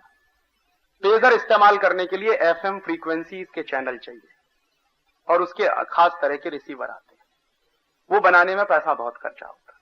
यूरोप के देशों ने देखा कि पेजर इस्तेमाल करते हैं तो नेशनल जो कॉस्ट है वो बहुत बढ़ रही है। यूरोप के देशों ने धीरे धीरे पेजर से छुट्टी पाई। हमारे यहां वो FM फ्रीक्वेंसी के चैनल्स इस देश में इंपोर्ट कर लिए एक सरकार ने, नरसिम्हा राव की सरकार। अब वो आ गए, काम क्या करें मालूम नहीं, पड़े हुए थे। तो इस देश में एक बड़े अद्भुत व्यक्ति थे, उनका नाम लेने की जरूरत नहीं, उन्होंने प्राइम मिनिस्टर को सजेशन दे दिया कि ये जो आ गए हैं इनका कुछ तो करिए, जंग लग रही है, तो कुछ पेजर वेजर चालू कर दीजिए। और मुझे फाइनेंस सेक्रेटरी थे SP शुक्ला, वो कहने लगे कि यार उतनी डिबेट हुई उस दिन कैबिनेट की मीटिंग में कि यूरोप ने पेजर क्यों रिजेक्ट किया, कुछ सोच समझ के किया होगा। और उन्होंने जब टोटली रिजेक्ट कर दिया किसी टेक्नोलॉजी को, तो तुम काहे को उठा के ला रहे हो उसको? लेकिन हमको तो यूरोप का डंपिंग ग्राउंड बनने की आदत पड़ गई है। मानसिक गुलामी इस देश में इतनी जबरदस्त है कि यूरोप जो करके छोड़ देगा उसी को उठा के हम गाना गाने लगते हैं कि यही टेक्नोलॉजी। सच्चाई यह है कि पेजर की टेक्नोलॉजी उनके यहां रिजेक्ट हुई, रिडंडेंट हुई, और उसको रिडंडेंट घोषित करवाने में सबसे बड़ी भूमिका यह अदा हुई कि पैसा बहुत खर्चा होता है, आउटपुट कुछ भी नहीं है उसका, नेशनल मनी का वेस्टेज है। तो फ्रांस ने सबसे पहले खत्म किया, फिर जर्मनी ने खत्म कर दिया, फिर और तमाम देशों ने धीरे धीरे करके खत्म कर दिया। अब वो वहां खत्म हो गया, लेकिन उनके पास मशीनें पड़ी हुई थी, उनका क्या करें, हिंदुस्तान में लाए और डंप कर दिया। और आपके यहां चालू है, जिसको देखो वहां लगाए घूम रहा। बड़ा है, इस देश में तो स्मार्टनेस की निशानी बन गई है, जिसको देखो यहां लगाए घूम। उससे पूछ लीजिए कि इसका इस्तेमाल क्या, उसको मालूम नहीं है, इसको हैंडल कैसे करते किसी को नहीं मालूम है। अरे पेजर को हैंडल करने के बारे में मैं तो चूंकि टेलीकम्युनिकेशन में काम कर चुका हूं, इसलिए मुझे मालूम है कि उसको हैंडल करना सबके बस की बात नहीं। लेकिन हम खोसे हुए घूम रहे हैं, अननेसेसरी इस देश की नेशनल जो है एक्सचेकर को बर्बाद कर रहे हैं। और क्या मान रहे हैं कि साहब बड़ी भारी टेक्नोलॉजी इस देश में आ गई। टेक्नोलॉजी ऐसी कोई भी आपके देश में नहीं आती। टेक्नोलॉजी हमेशा लोकल होती है, थ्योरीज यूनिवर्सल हुआ करते हैं। और इन टेक्नोलॉजीज का खामियाजा आपको भुगतना पड़ेगा अगले 10-12 साल में जब आप देखेंगे। इस देश में ऐसी ही रिजेक्टेड टेक्नोलॉजी आई थी जब भोपाल गैस हत्याकांड हुआ था। वो अमेरिका की लाई हुई टेक्नोलॉजी थी, आपको मालूम है, यूनियन कार्बाइड कंपनी उसको लेके आई थी। और जब यूनियन कार्बाइड आ रहा था तो इस देश के बड़े बड़े साइंटिस्टों ने मना किया था कि जो टेक्नोलॉजी लेके आ रहा है यूनियन कार्बाइड, ये हमारे देश के लिए बिल्कुल सुरक्षित नहीं है। लेकिन टेक्नोलॉजी के कुछ अंधे लोग हैं इस देश में जो मानते हैं कि अमेरिका की टेक्नोलॉजी माने भगवान, देवता, उसके नीचे कुछ नहीं। हमारी अपनी टेक्नोलॉजी माने बेकार, रद्दी, कोई मतलब नहीं उसका। जो अपने पास टेक्नोलॉजी है उसको कभी प्रोटेक्ट करने की कोशिश नहीं करेंगे। अमेरिका से जो भी कूड़ा कचरा मिल जाएगा उसी को टेक्नोलॉजी मान के इस्तेमाल करना शुरू कर देंगे। तो वही किया है इस देश में।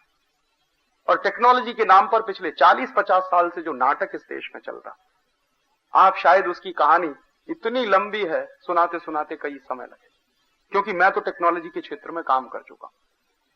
और रियल जो टेक्नोलॉजी है इस देश में, उसके बारे में हमको सोचने की फुर्सत नहीं।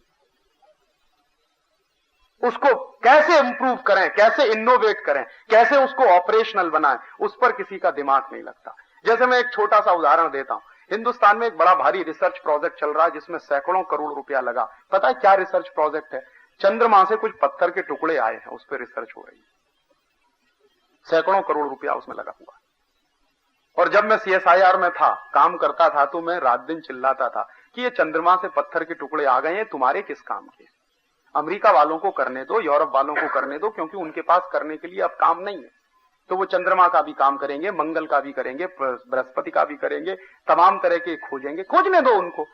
हमें तो हमारे गांव में अभी पीने का पानी नहीं दे पाए हैं 50 साल में, ये काम करने की जरूरत है। हिंदुस्तान के 40 करोड़ लोगों को भोजन नहीं दे पाए हैं 2 समय का ठीक से। 40 करोड़ लोग इस देश में गरीबी की रेखा के नीचे रहते हैं, और तुम सैकड़ों करोड़ रुपया चंद्रमा के आए हुए पत्थर के टुकड़ों पे इन्वेस्ट कर दोगे, निकलेगा क्या उससे? तो मालूम उनको भी नहीं है जो उसमें काम कर रहे हैं। वो यही कहते हैं कि राजीव भाई कुछ रिसर्च पेपर जब अपने पब्लिश हो जाएंगे तो अपन को भी अमेरिका जाने का मौका मिल जाएगा। बस बात खत्म। हिंदुस्तान का बेड़ा गर्क होता हो जाने तो हमको अमेरिका जाने का मौका मिल जाएगा, चंद्रमा के पत्थर के टुकड़ों पर रिसर्च करके। और मैं उन्हीं दिनों में CSIR में चिल्लाया करता था।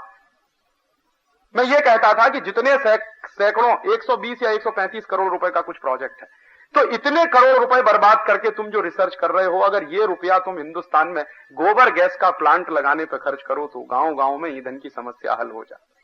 वो नहीं करेंगे। चंद्रमा से आए हुए पत्थर के टुकड़े पर रिसर्च करेंगे, गांव गांव में ईंधन की समस्या हल हो जाए, ऐसी कोई रिसर्च करनी हो तो नहीं करेंगे। एक दिन मैंने मीटिंग में कहा तो हंसने लगे सब। मैंने कहा कि आपको मालूम है हिंदुस्तान में टोटल ट्रांसपोर्टेशन ऑफ गुड्स की क्या हालत है? हमारे साइंटिस्टों का दिमाग कैसे चलता है जरा देखिए। इसी तरह से फाइनेंस मिनिस्टर्स का दिमाग चलता है। इस देश में दिमाग जो है ना पूरी तरह से गुलाम है। तो गुलाम दिमाग जो है नई चीज नहीं सोचता, जो गुलामी की बातें हैं वही सोचता। तो क्या सोचेगा? आप जानते हैं ऑयल पूल अकाउंट का डेफिसिट है, तो दिमाग क्या चल रहा है कि इस देश में कार का उत्पादन बढ़ाते चले जाओ। पेट्रोल की कमी है, डीजल की कमी है, कंजम्पशन इस देश में बढ़ता जा रहा, तो दिमाग कहां चल रहा है? CLO भी बनवा दो, डेबू को भी ले आओ, तो फलाने को भी ले आओ, सबको लाइसेंस दे दो, फ्री कर दो, जितनी कार इस देश में आ सके मार्केट में आ जाए, जितने 2 व्हीलर्स आ सके आ जाए, जितने 3 व्हीलर्स आ सके आ जाए। पिछले 5-6 साल में इस देश में कारों का उत्पादन 3 गुना हो गया, लिबरलाइजेशन ग्लोबलाइजेशन के चक्कर में। और दूसरी तरफ हम बराबर देख रहे हैं कि हमारे पास पेट्रोल नहीं है, डीजल नहीं है, ये नहीं है, वो नहीं है, ये रोना रोना हमेशा रोते रहे। तो कर क्या रहे हैं कि बराबर ट्रांसपोर्टेशन के लिए आप 4 व्हीलर बनाते चले जाइए जो पेट्रोल खाते हैं, डीजल खाते हैं, कुछ खाते हैं। एक दिन मीटिंग चल रही थी तो मैंने कहा कि इसका उल्टा क्यों नहीं करते, कुछ ऐसी तरकीब क्यों नहीं सोचते कि पेट्रोल का कंजम्पशन कम हो, कुछ ऐसी तरकीब क्यों नहीं सोचते कि डीजल का कंजम्पशन कम हो। तो कहने लगे क्या आप उल्टी बात कर रहे हैं? मैंने कहा यही सीधी बात है।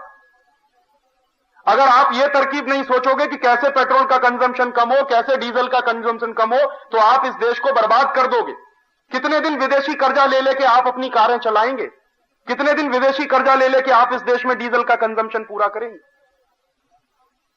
तो कहने लगे कैसे होगा?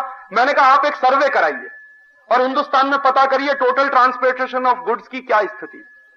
तो बेंगलोर में एक रिसर्च इंस्टीट्यूट है, उसके एक साइंटिस्ट बैठे हुए थे, उनको ये बड़ा अच्छा लग गया। उन्होंने कहा राजीव मैं इस पे काम करता हूं। मैंने कहा जरूर करिए। 1-1.5 साल उन्होंने बड़ा भारी काम किया, काफी सर्वे किया। सर्वे की रिपोर्ट आई और कही, रिपोर्ट क्या है? रिपोर्ट यह है कि हिंदुस्तान में अभी भी गुड्स का ट्रांसपोर्टेशन जो है उसमें 60% बैलगाड़ी से है।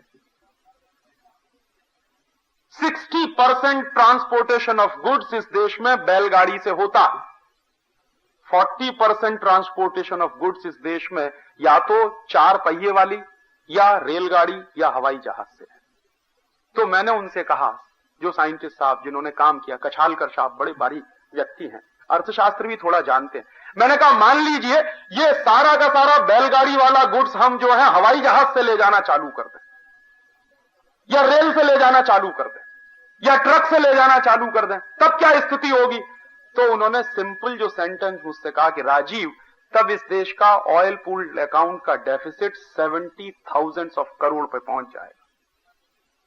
अभी सिर्फ 20,000 करोड़ पे, फिर 70,000 करोड़ पे पहुंच जाएगा, और तब तुम्हारी पूरी की पूरी इकोनॉमी कोलैप्स कर जाएगी। तो वो रिपोर्ट आने के बाद फिर एक दिन CSIR की मीटिंग में मैंने कहा, तो फिर ऐसी रिसर्च क्यों नहीं करते कि ये 60% ट्रांसपोर्टेशन ऑफ गुड्स जो बैलगाड़ी से हो रहा है, ये 80% कैसे हो जाए? कहने लगे ये कैसे हो सकता? मैंने कहा सिंपल सा काम है, बैलगाड़ी के पहिए में बियरिंग लगा दो।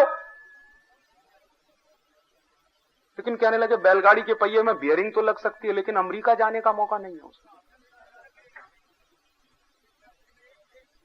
हाँ, और ये मेरे देश के एक बड़े सीनियर साइंटिस्ट ने मुझको जवाब दिया कि बैलगाड़ी के पहिए में बियरिंग लग सकती है, ये बात तुम्हारी बराबर है, और शायद बियरिंग लग जाए तो बैलों के ऊपर बोझा कम पड़ेगा, और उसी शक्ति में वो शायद 1.5 गुना या 2 गुना ज्यादा बोझा ढोकर ले जाएंगे। ये बात तुम्हारी सही है, लेकिन उसमें बियरिंग लगाने से मुझे क्या फायदा? मैं तो अमेरिका जा नहीं सकता। अमेरिका कब जाऊंगा? पेट्रोल पे कोई रिसर्च करूं, डीजल पे कोई रिसर्च करूं, ऑक्टेन नंबर उसका कुछ बढ़वा दूं, ये कर दूं, वो कर दूं, तब तो शायद अमेरिका जाने का मौका है। बैलगाड़ी के पहिए में बियरिंग लगाने में तो गांव में जाना पड़ेगा। ऐसे इस देश का दिमाग चलता है। सच में जो टेक्नोलॉजी है वो बैलगाड़ी के पहिए में है, और बैलगाड़ी के पहिए को अगर हम इंप्रूव कर दें तो हिंदुस्तान के ऑयल पूल्ड अकाउंट के डेफिसिट को आप खत्म कर सकते हैं। वरना कारों की संख्या बढ़ा के, 2 व्हीलर्स की संख्या बढ़ा के, स्कूटर्स की संख्या बढ़ा के, मोटरसाइकिल की संख्या बढ़ा के आप तो डेफिसिट बढ़ाने ही जा रहे हैं, क्योंकि आप जानते हैं आपके देश में उतना प्रोडक्शन नहीं है पेट्रोल का।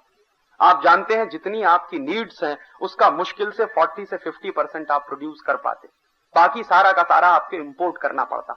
और शायद आप ये भी जानते होंगे कि हिंदुस्तान सरकार के जितने इंपोर्ट्स बिल हैं उसमें सबसे बड़ा इंपोर्ट जो है पेट्रोलियम प्रोडक्ट का ही है।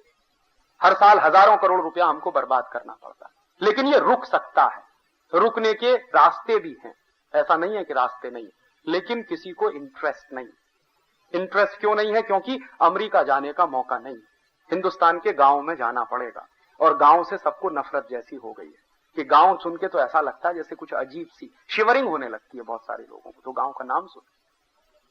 टेक्नोलॉजी जहां है और जिसको इनोवेट करने की जरूरत है, इंप्रूव करने की जरूरत है, वहां किसी का कोई ध्यान नहीं। इस देश में एक भी प्रोजेक्ट ऐसा नहीं चल रहा। शायद आप ये सुनकर आश्चर्य से पूछेंगे, CSIR की 44 नेशनल लेबोरेटरीज हैं इस देश में, 60,000 साइंटिस्ट उसमें काम करते हैं। एक भी साइंटिस्ट इस बात पे काम नहीं कर रहा है कि बैलगाड़ी के पहिए में बियरिंग कैसे लगाया जाए। एक भी साइंटिस्ट काम नहीं कर रहा, और सब हजारों हजारों रुपए तनख्वाह पा रहे हैं इस देश में।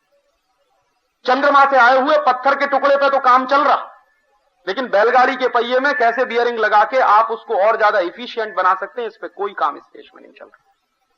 हमको मालूम ही नहीं है कि कौन सी टेक्नोलॉजी पे हमें काम करना चाहिए, कौन सी टेक्नोलॉजी पे काम नहीं करना चाहिए इस देश। और कई बार टेक्नोलॉजी के नाम पर इतना बड़ा धोखा आपके साथ होता है। इस देश में ड्रग्स एंड फार्मास्यूटिकल का जितना बड़ा सेक्टर है, ये तो हाईटेक एरिया माना जाता है ना।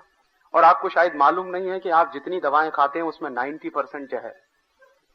जो दवाएं सारी दुनिया में बैन कर दी गई हैं, रिजेक्ट कर दी गई हैं, उन्हीं दवाओं को लाकर मल्टीनेशनल्स आपके देश में बेच देती। जिन दवाओं को A क्लास का पॉइजन डिक्लेयर किया गया है, वो दवाएं आपके देश में धड़ल्ले से बिक रही हैं। जैसे ब्रूफेन A क्लास का पॉइजन है। ब्रूफेन खाइए तो किडनी भी डैमेज होती है, लीवर भी डैमेज होता है। ये बात सारे डॉक्टर कहते हैं, लेकिन इस देश में धड़ल्ले से ब्रूफेन बिक रहा है। जरा भी कहीं आपके शरीर में दर्द हो जाए, तुरंत डॉक्टर आपको प्रेस्क्राइब कर देगा, ब्रूफेन खा लीजिए। और इसमें सच्चाई क्या है? टेक्नोलॉजी के लेवल पे अगर आप उसकी गहराई में जाएं, तो जहां भी आपके दर्द है शरीर में, उस दर्द को खत्म करने के लिए शायद मुश्किल से 1 मिलीग्राम ब्रूफेन की जरूरत पड़ती, मुश्किल से, मैक्सिमम। लेकिन आपको दी जाती है जो टैबलेट, वो 400 mg की होती, 250 mg से नीचे तो ब्रूफेन की कोई टैबलेट बनती नहीं। All India institute of medical science में मेरा एक दोस्त था जो मेरे साथ बीएससी में पढ़ता था, बाद में वो बायो ग्रुप में चला गया और डॉक्टर हो गया, बड़ा भारी डॉक्टर है इस समय वहां। वो काफी कुछ बेसिक रिसर्च का काम करता है। तो एक दिन मैंने उससे पूछा कि ये बताओ कि अगर मुझे शरीर में 1 mg की ब्रूफेन की जरूरत है मेरे पेन को खत्म करने के लिए, और मैं खाता हूं 400 mg की टैबलेट, तो क्या होगा? तो उसने कहा सिंपल सी बात है, 399 mg जो तुम्हारे शरीर में चला गया, ये कहीं ना कहीं कुछ ना कुछ गड़बड़ करेगा। लेकिन तुम्हारा डॉक्टर तुमको बताएगा नहीं कि वो जो एक्स्ट्रा चला गया वो क्या गड़बड़ करने वाला, और वो गड़बड़ जब शुरू हो जाएगी तो तुम दोबारा वापस डॉक्टर के पास जाओगे कि डॉक्टर साहब अब मेरा किडनी फेल होने लगा या लीवर डैमेज कर रहा है। तो डॉक्टर कहेगा अच्छा ठीक है, दूसरी टैबलेट फिर ले जाओ। तो उसको खा के हो सकता है तुमको ब्रेन हेमरेज हो जाए, तुम भी ऊपर चले जाओगे, डॉक्टर साहब हाथ झाड़ के एक तरफ खड़े हो जाएंगे, हम क्या करें साहब, दवाई का रिएक्शन हो गया। कोई अकाउंटेबिलिटी नहीं है उनके ऊपर, उनकी दी हुई दवा से मरीज मरता, मर जा, उनसे क्या लेना देना, उनको तो अपनी फीस से मतलब है, उनको अपने पैसे से मतलब। और आप शायद जान के आश्चर्य करेंगे कि जो मल्टीनेशनल इस देश में हाईटेक के नाम पर आते हैं, वो मल्टीनेशनल्स कौन सी दवाएं बना रहे हैं।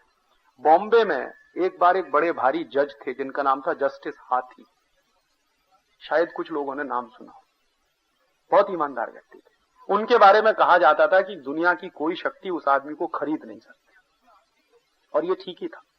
जस्टिस हाथी की अध्यक्षता में एक कमेटी बनाई थी भारत सरकार ने, ये जानकारी करने के लिए कि मल्टीनेशनल कंपनियां जो ड्रग्स बेचती हैं उनका पता लगाइए कि उसमें कितनी जरूरी दवाएं हैं, कितनी गैर जरूरी दवाएं।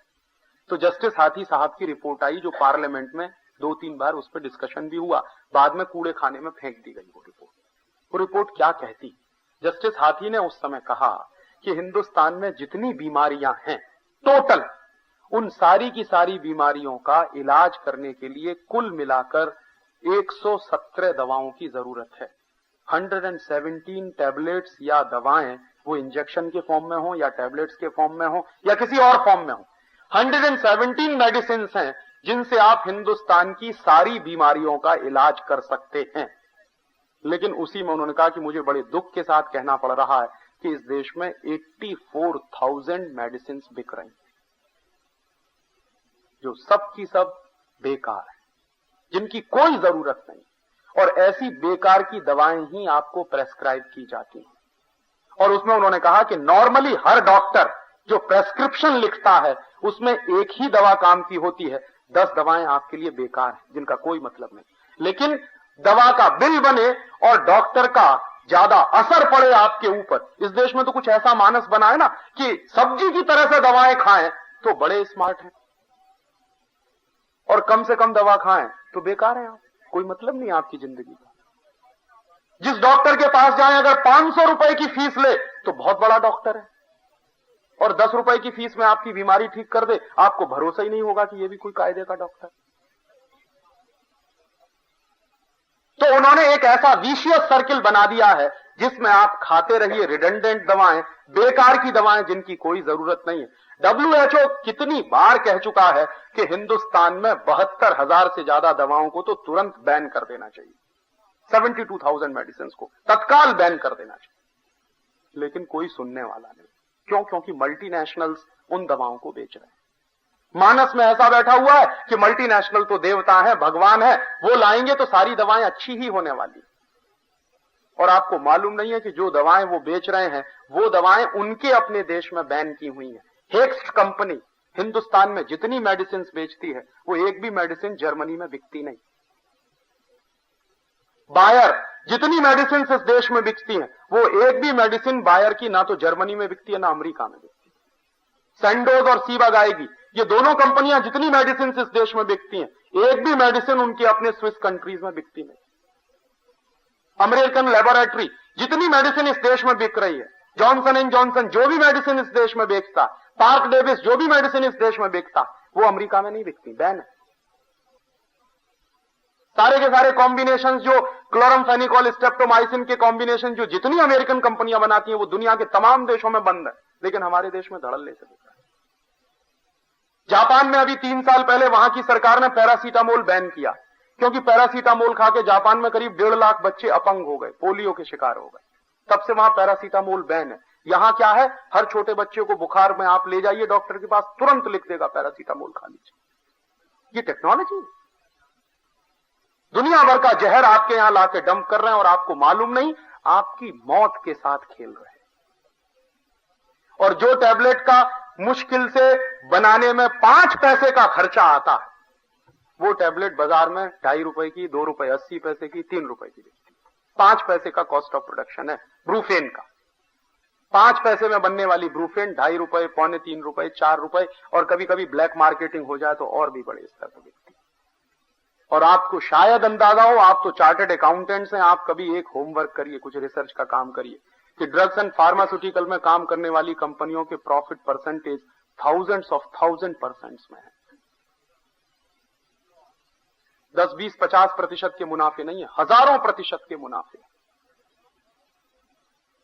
जो दवाएं 15, 20 रुपए किलो में बनती हैं, उन दवाओं से जब गोलियां तैयार होती हैं तो 200 mg, 250 mg की टैबलेट 2.5 रुपए की, 3 रुपए की बिकती है।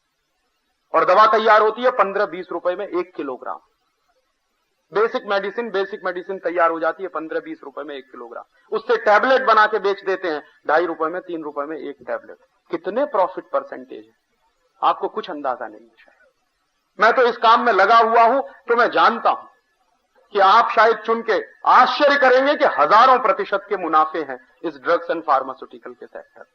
हजारों करोड़ रुपया इस देश का बर्बाद हो रहा, और आप खा रहे हैं ऐसी जहर दवाएं जिनकी कोई जरूरत नहीं। इस देश में कितने न्यूट्रिशनल एक्सपर्ट्स हैं जो कहते हैं कि boost, Horlicks, Maltova, Complan, Bournvita, इसमें किसी में भी कोई शक्ति नहीं। आप चाहें तो 100 बूस्ट के पैकेट खा लीजिए, अपने बच्चों को खिला दीजिए, कोई शक्ति नहीं बढ़ने वाली। हॉर्लिक्स के 1000 पैकेट खत्म कर दीजिए, कोई शक्ति नहीं बढ़ने वाली है, कुछ नहीं। बूस्ट क्या है? मूंगफली की खली है, गुजराती में जिसको आप मूंगफली की खड़ कहते हैं। मूंगफली का खड़ बाजार से खरीद लाइए, 15-20 रुपए किलो में मिल जाएगा, और वही बूस्ट के नाम पर बिकता है 180-200 रुपए किलो का। हॉर्लिक्स में क्या है? कुछ नहीं है, चने का सत्तू, जौ का सत्तू। अंग्रेजी में कहें तो मॉल्ट का माने ही होता है जौ का सत्तू, चने का सत्तू। लेकिन अगर मैं कहूं किसी से कि जौ का सत्तू खाइए, चने का सत्तू खाएंगे, क्या फालतू की बात कर रहे हैं, हम पढ़े लिखे स्मार्ट आदमी है, जौ का सत्तू खाएंगे, चने का सत्तू खाएंगे। उनसे कहिए हॉर्लिक्स खाइए, हाँ हम सब खाएंगे। और उस पर बिल्कुल साफ साफ लिखा हुआ इट इज मॉल्टेड। मॉल्ट माने ही होता जौ का सत्तू और चने का सत्तू। लेकिन पढ़े लिखे इडियट्स इस देश में बहुत है, और उनकी वजह से इस देश में मार्केटिंग है मल्टीनेशनल का। क्यों बिकता है कॉम्प्लॉन? इसलिए नहीं बिकता है कि उसमें कोई टेक्नोलॉजी है, हाईटेक है, या उसमें कोई शक्ति मिलती है। वो इसलिए बिकता है कि टेलीविजन पे एक बच्चा कहता I am a Complan boy, तो एक छोटी सी बच्ची कहती है I am a Complan girl. और कॉम्प्लॉन क्या? टिन का डिब्बा। जरा बताइए, टिन के डिब्बा के भी बेटा बेटी हो सकते हैं? 100% इडियोसिटी पे बिकता है कॉम्प्लॉन। ना कोई शक्ति है, ना उसमें कोई टॉनिक है। और ये सारे के सारे बेकार के हेल्थ टॉनिक खा खा के हर साल 1000 करोड़ रुपए हिंदुस्तान से हम बाहर भेज रहे हैं। 4,500-5 हजार करोड़ ड्रग्स एंड फार्मास्यूटिकल की वो सारी दवाएं खा के बेच रहे हैं जो दवाएं जहर हैं, और ऊपर से 1000 करोड़ रुपया ये हेल्थ टॉनिक्स खा के बेच रहे हैं। जैसे ईस्ट इंडिया कंपनी हमको लूटा करती थी, उससे कई हजार गुनी ज्यादा लूट इस समय चल रही है। यही है ग्लोबलाइजेशन, यही है लिबरलाइजेशन। और ये ग्लोबलाइजेशन और लिबरलाइजेशन बहुत खूबसूरत तरीके से पहले भी चल चुका है। ऐसा नहीं है कि ये देश में पहली बार चल रहा है, अंग्रेजों ने यही चलाया था। आपको शायद आश्चर्य होगा ये जान के कि ये फ्री ट्रेड शब्द इस देश के लिए नया नहीं है। फ्री ट्रेड शब्द इस देश में सन 1813 से चलता रहा है। 1813 में हाउस ऑफ कॉमन्स में ब्रिटेन में डिबेट चल रही है, और वो डिबेट क्या है कि हिंदुस्तान में फ्री ट्रेड करना है। तो एक एमपी को एक दूसरा एमपी सवाल पूछता है कि what do you mean by free trade? तो विल्बरफोर्स नाम का एक एमपी है जो बड़ा भारी एमपी माना जाता है उस जमाने में, जिसको father of the Victorian people भी कहते। तो विल्बरफोर्स जवाब दे रहा हाउस ऑफ कॉमन्स में सन 1813 में कि फ्री ट्रेड का माने ब्रिटिश गुड्स का हिंदुस्तान के पूरे मार्केट में भर जाना। फ्री ट्रेड का माने इंडियन कंपनीज का ब्रिटेन की कंपनियों का सबजुगेटेड हो जाना। फ्री ट्रेड का माने इंडिया का कोई भी माल ब्रिटेन के बाजार में नहीं बिकना, ब्रिटेन का सारा माल हिंदुस्तान के बाजार में बिकना। फ्री ट्रेड का माने हिंदुस्तान का सारा रॉ मटेरियल कच्चा माल ब्रिटेन में आए तो मुफ्त में आए और उसी से पक्का माल बनकर जाए, हिंदुस्तान में बिके और उसका मुनाफा ब्रिटेन में आए। ये फ्री ट्रेड। ये डेफिनेशंस हैं फ्री ट्रेड की ब्रिटिशर्स लोगों की, और उन्हीं डेफिनेशंस के आधार पे उन्होंने हिंदुस्तान में काम किए हैं। क्या क्या काम किए हैं? हिंदुस्तान में फ्री ट्रेड चलाया अंग्रेजों ने हिंदुस्तान की इंडस्ट्री को खत्म करने के लिए। और 1813 में तो कंपनी सरकार यहां चलती थी, तो उसकी मदद से उन्होंने चलाया। हाउस ऑफ कॉमन्स की जो डिबेट्स मेरे पास हैं, जो ब्रिटेन के दस्तावेज मेरे पास हैं, उन पर से जो बात समझ में आ रही है वो ये कि उस जमाने में ब्रिटेन की सरकार का 1 पॉइंट प्रोग्राम है कि हिंदुस्तान की इकोनॉमी को कोलैप्स कराना है किसी भी तरीके से। तो उसके लिए क्या क्या किया है उन्होंने? 1813 की डिबेट के बाद कुछ फैसले हुए हैं, जिन फैसलों के आधार पर इस देश में टैक्सेशन का सिस्टम अंग्रेजों ने डेवलप किया। सबसे पहला टैक्स इस देश में central excise and salt tax लगाया। क्यों? तो ब्रिटिश पार्लियामेंट में उसकी जो डिबेट चल रही है कि हिंदुस्तान में हमको एक्साइज लगाना है। क्यों लगाना है? ताकि Indian businessman, Indian industrialist British कंपनियों के सामने खड़े नहीं हो सके, क्योंकि ब्रिटेन की कंपनियों का माल टैक्स फ्री। हिंदुस्तान में ब्रिटेन का जितना माल आता था उस पर एक भी पैसे का टैक्स नहीं था, और हिंदुस्तान की कंपनियां जो माल बनाएंगी उस पर टैक्स लगाओ तो हिंदुस्तानी माल महंगा होगा, ब्रिटिश माल सस्ता होगा। यह फ्री ट्रेड के तहत किया गया। दूसरा, फिर हर एक बिजनेसमैन, हर इंडस्ट्रियलिस्ट पे अंग्रेजों ने इनकम टैक्स लगाया। और अंग्रेजों ने कितना इनकम टैक्स लगाया? पहले ही बार में 97% इनकम टैक्स इस देश पे लगाया अंग्रेजों। ये 1844 की बात कर रहा हूं मैं, आज की बात नहीं कर रहा। सेंट्रल एक्साइज लगा दिया, इनकम टैक्स लगा दिया, फिर लोकल टैक्सेस लगा दिए, सेल्स टैक्स लगा दिए, म्युनिसिपैलिटी के टैक्सेस लगा दिए। ऑक्ट्रॉय अंग्रेजों ने इस देश में शुरू किया। ये आजकल टोल नाका देते हैं ना, ये अंग्रेजों का शुरू किया हुआ, आपका नहीं। जितने टैक्सेशन का स्ट्रक्चर है ये सब अंग्रेजों का बनाया हुआ। और क्यों बना रहे हैं अंग्रेज? ताकि इंडियन इंडस्ट्रियलिस्ट को खत्म किया जाए। और वो कितना टैक्स लगा दिया है? 1844 की डिबेट पे से एक दिन मैंने एक इंटरेस्टिंग कैलकुलेशन किया कि अगर 100 रुपए की आमदनी है तो टोटल टैक्स कितना? तो 127-130 रुपए का। और आज आप देख लीजिए आज क्या है, इससे कोई बहुत भिन्न परिस्थिति नहीं है। इस देश में आजादी के कई साल बाद तक 97% इनकम टैक्स लगता रहा।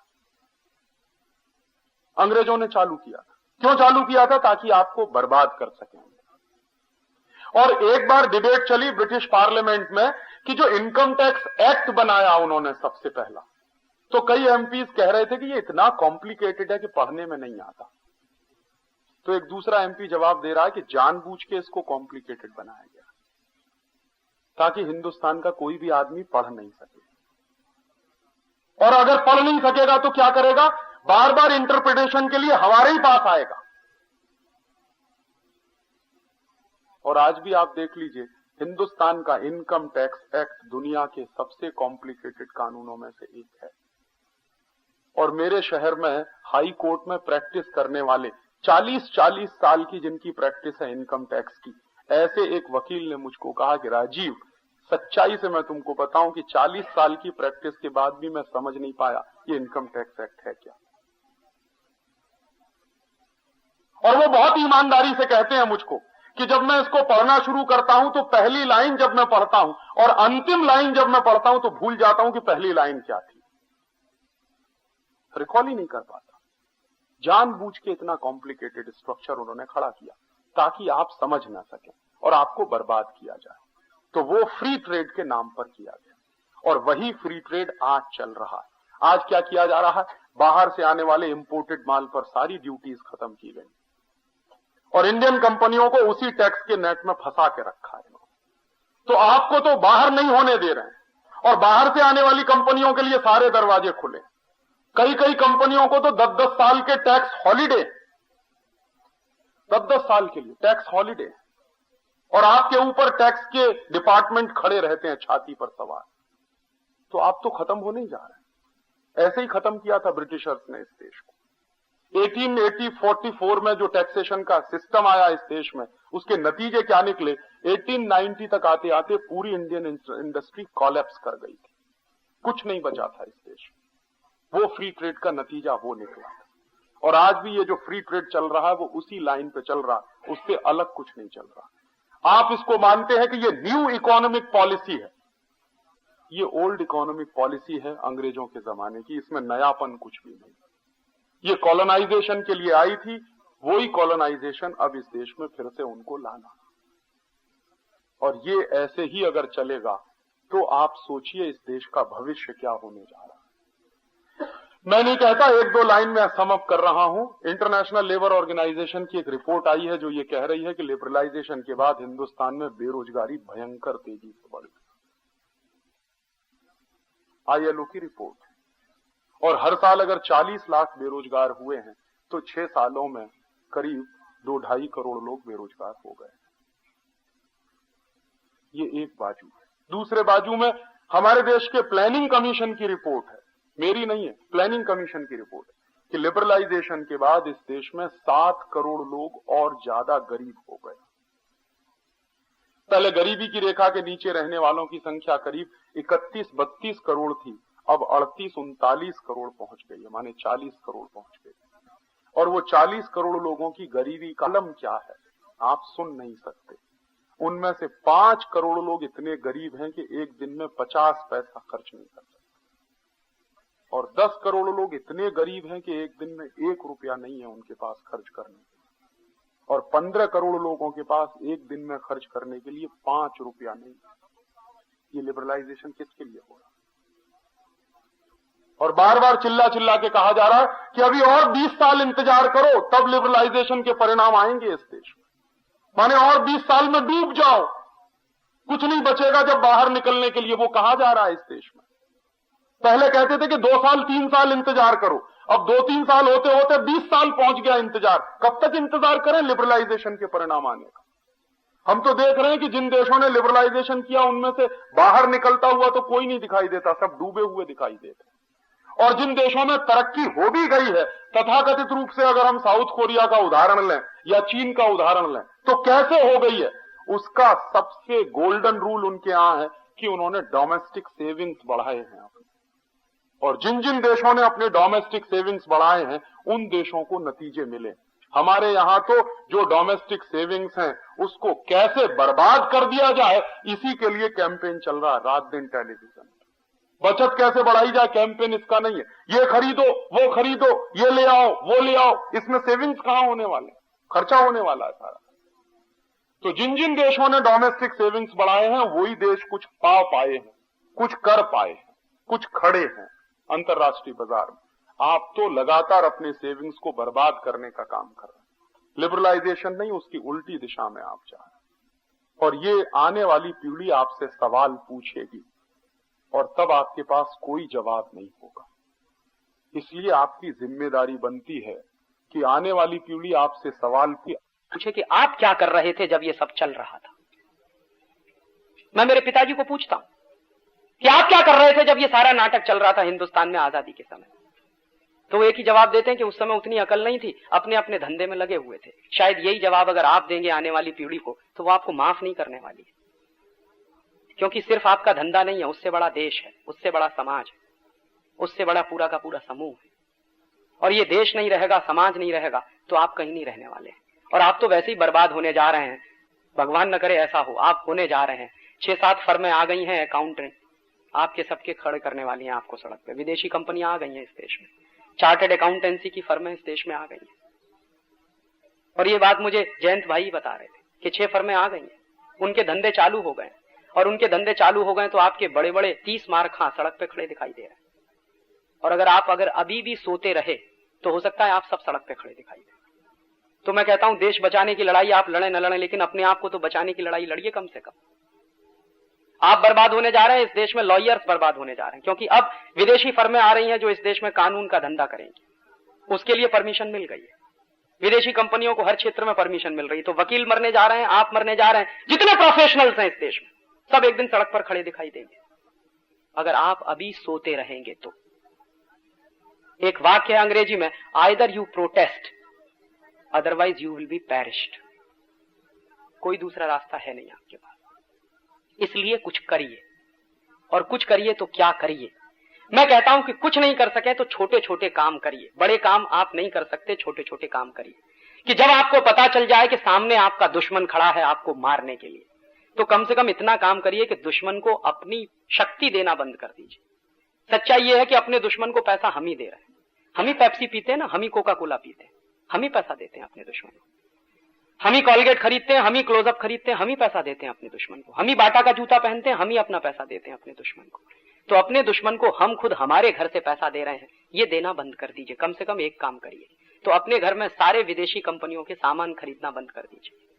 दूसरा छोटा सा मेरा निवेदन है कि इन विदेशी कंपनियों के जो शेयर्स अगर आपने कहीं खरीद रखे हो तो वो बंद कर दीजिए, क्योंकि आप ही के पैसे से आपको मारने का काम कर रहे हैं।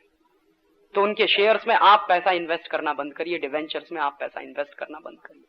और तीसरा एक छोटा सा निवेदन है कि इस ग्लोबलाइजेशन का एक सबसे खतरनाक पहलू है कल्चरल कॉलोनाइजेशन, टेलीविजन के माध्यम से जो चल रहा है। GTV, CNN, ATN, star TV, prime star, ESPN, 14-15 channels इस देश में आए हैं, सब ग्लोबलाइजेशन के नाम पर आए। और आपके घर घर में जो सत्यानाश हो रहा है वो अभी आपको दिखाई नहीं दे रहा। यूरोप में तो दिखाई देने लगा। 10-15 दिन पहले एक खबर आई थी ब्रिटेन की, 11 साल का बच्चा बाप बन गया है ब्रिटेन में। ये खबर है ब्रिटेन की, मेरी नहीं है, उनके देश की है। और 15 साल की उसकी पत्नी है जो मां बनी। तो 11 साल के बच्चे अगर बाप बनना शुरू हो जाएं और 15 साल की बच्चियां अगर मां बनना शुरू हो जाएं तो खतरे समझ लीजिए ग्लोबलाइजेशन के क्या हो सकते हैं। ये टेलीविजन जो आपके घर में भेज दिया गया है ग्लोबलाइजेशन के नाम पर, ये ग्लोबलाइजेशन नहीं कर रहा, ये आपके घर का सत्यानाश कर रहा है। और इस टेलीविजन ने अमेरिका के तमाम बच्चों को पहले ही बर्बाद कर लिया। यूरोप में भी बर्बादी आई। 17-18 देश मैंने देखे हैं यूरोप के। सामान्यतः हर देश में जाता था, वहां के सोशल साइंटिस्टों से जब भी मिलता था तो एक ही प्रश्न पूछता था कि आपके देश की सबसे बड़ी सोशल प्रॉब्लम क्या है। तो सामान्यतः हर जगह एक ही जवाब मिलता था कि राजीव भाई, हमारी सबसे बड़ी प्रॉब्लम है कि 10-12 साल की बच्ची मां बन जाती और शादी करने के पहले कम से कम 8-10 एबॉर्शन हो चुके होते। हमारे यहाँ मालूम नहीं है कि शादी करते समय जिससे हम शादी करने जा रहे हैं वो प्यूरिटन है कि नहीं। उनके यहाँ उस तरह का कोई कॉन्सेप्ट नहीं बचा और परिवार खत्म हो गया। और वो कहते थे कि हमारे बच्चों का बचपना खत्म हो गया है, हमारे बच्चे बचपन में ही जवान हो गए हैं। ये बहुत सीरियस बात है और ये सब कुछ हुआ है टेलीविजन के चक्कर में। अमेरिका में क्या हुआ है, मेरे 2 दोस्त हैं इस समय अमेरिका में, एक कमीशन काम कर रहा है, commission for civic renewal. Bill Clinton ने उसको बनाया। उसमें 2 दोस्त हैं मेरे, उन्होंने अभी एक रिपोर्ट भेजी है, उसकी एक ही लाइन में आपसे शेयर कर रहा हूं। 90 million American youths are spoiled due to television and cinema. 9 crore अमेरिकी बच्चे बर्बाद हो गए टेलीविजन और सिनेमा के चक्कर। और उन 9 करोड़ बच्चों में से 3 करोड़ बच्चे तो 100% सीजोफ्रेनिक हो चुके, पागल हो गए। उसी रिपोर्ट का एक दूसरा पार्ट है जो ये बताता है कि अमेरिका में दुनिया में सबसे ज्यादा ड्रॉप आउट चिल्ड्रन होते हैं हर साल। 6.5 लाख बच्चे वहां कक्षा 9 में फेल होते हैं हर साल। 6.5 लाख स्टूडेंट्स 9th में फेल होते हैं और इतने ही स्टूडेंट 10th में फेल होते हैं। पिछले 10 साल से अमेरिकन यूनिवर्सिटी में एक भी टॉपर नहीं निकला है जो अमेरिका का हो। सारे नॉन अमेरिकन वहां की यूनिवर्सिटी में टॉपर्स बन के निकल रहे हैं। कारण क्या है? टेलीविजन ने सत्यानाश कर दिया। वो टेलीविजन आपके घर में भी आ गया है और आपके बच्चों को बचपन से सिखा रहा है चोली के पीछे क्या है, चीज बड़ी है मस्त मस्त। ऐसे उल्टे सीधे गाने सीख सीख कर आपके बच्चे जवान हो रहे हैं। तो सोचिए कि क्या बनेंगे। पर चलते चलते बस एक बात कह रहा हूं कि मोहनदास करमचंद गांधी नाम का एक बच्चा था जिसने एक दिन हरिश्चंद्र का नाटक देखा। हरिश्चंद्र का नाटक देखने के पहले मोहनदास करमचंद गांधी झूठ भी बोलता था, चोरी भी कर लेता था कभी कभी। ये उन्होंने लिखा अपनी बायोग्राफी। लेकिन उसके बाद जिस दिन उन्होंने हरिश्चंद्र का नाटक देखा उसी दिन कसम खाई कि आगे से मैं कभी भी झूठ नहीं बोलूंगा, चोरी नहीं करूंगा और जिंदगी भर सत्य और अहिंसा के ही रास्ते पर चलूंगा। तो हरिश्चंद्र का नाटक देखकर अगर कोई बच्चा महात्मा गांधी हो सकता है तो आजकल के ये तारा, स्वाभिमान जैसे सीरियल्स देखकर आपके बच्चे क्या बनेंगे, जरा सोचिए 1 मिनट के लिए। और जो डिश एंटीना आपने अपने मनोरंजन के लिए लगवाया है, जो केबल कनेक्शन आपने अपने मनोरंजन के लिए लगवाया है, हो सकता है एक दिन ये आपके घर में आग लगा दे। वैसी ही जानकारी आपको आपके घर में मिले जो ब्रिटेन में मिल रही है, और देर हो जाए उससे पहले जरूरी है कि आप चेत जाएं। और तब मेरा आपसे आखिरी निवेदन है कि इस ग्लोबलाइजेशन के खिलाफ अगर लड़ना चाहते हैं तो अपने अपने घर का टेलीविजन ऑफ कर दीजिए, डिश एंटीना का कनेक्शन काट दीजिए। शायद आपके घर में ज्यादा शान जाएगी, ज्यादा सुकून आ जाएगा, आपके बच्चे ज्यादा अच्छे से पढ़ेंगे, आप भी अपने बच्चों के साथ कुछ समय बिता सकेंगे। आजकल क्या है, दादी बच्चे दोनों बैठ के टीवी देखते हैं, ना दादी बच्चे को कहानी सुनाती है, ना बच्चे को दादी से कहानी सुनने की फुर्सत है। और बिना कहानी सुने बच्चे का मानसिक विकास नहीं होता। कहानी बच्चे के मेंटल डेवलपमेंट के लिए बहुत जरूरी है।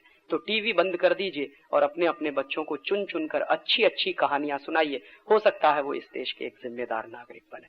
इस ग्लोबलाइजेशन के खिलाफ लड़ाई में आपसे कुछ मांगने आया हूं, वोट मांगने नहीं आया, कभी आऊंगा भी नहीं।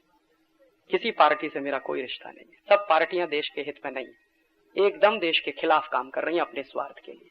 आपसे कुछ चाहिए और आपके मन का संकल्प चाहिए। एक संकल्प आप मुझे दें, be Indian and buy Indian का, और दूसरा संकल्प दें अपने अपने घर के टेलीविजन स्विच ऑफ करने का। शायद हम ये लड़ाई जीत जाए। इसी उम्मीद और विश्वास के साथ आपका बहुत बहुत शुक्रिया, बहुत बहुत धन्यवाद। अब रश्मिन संघवी छोटी सी बात कहना चाहते हैं।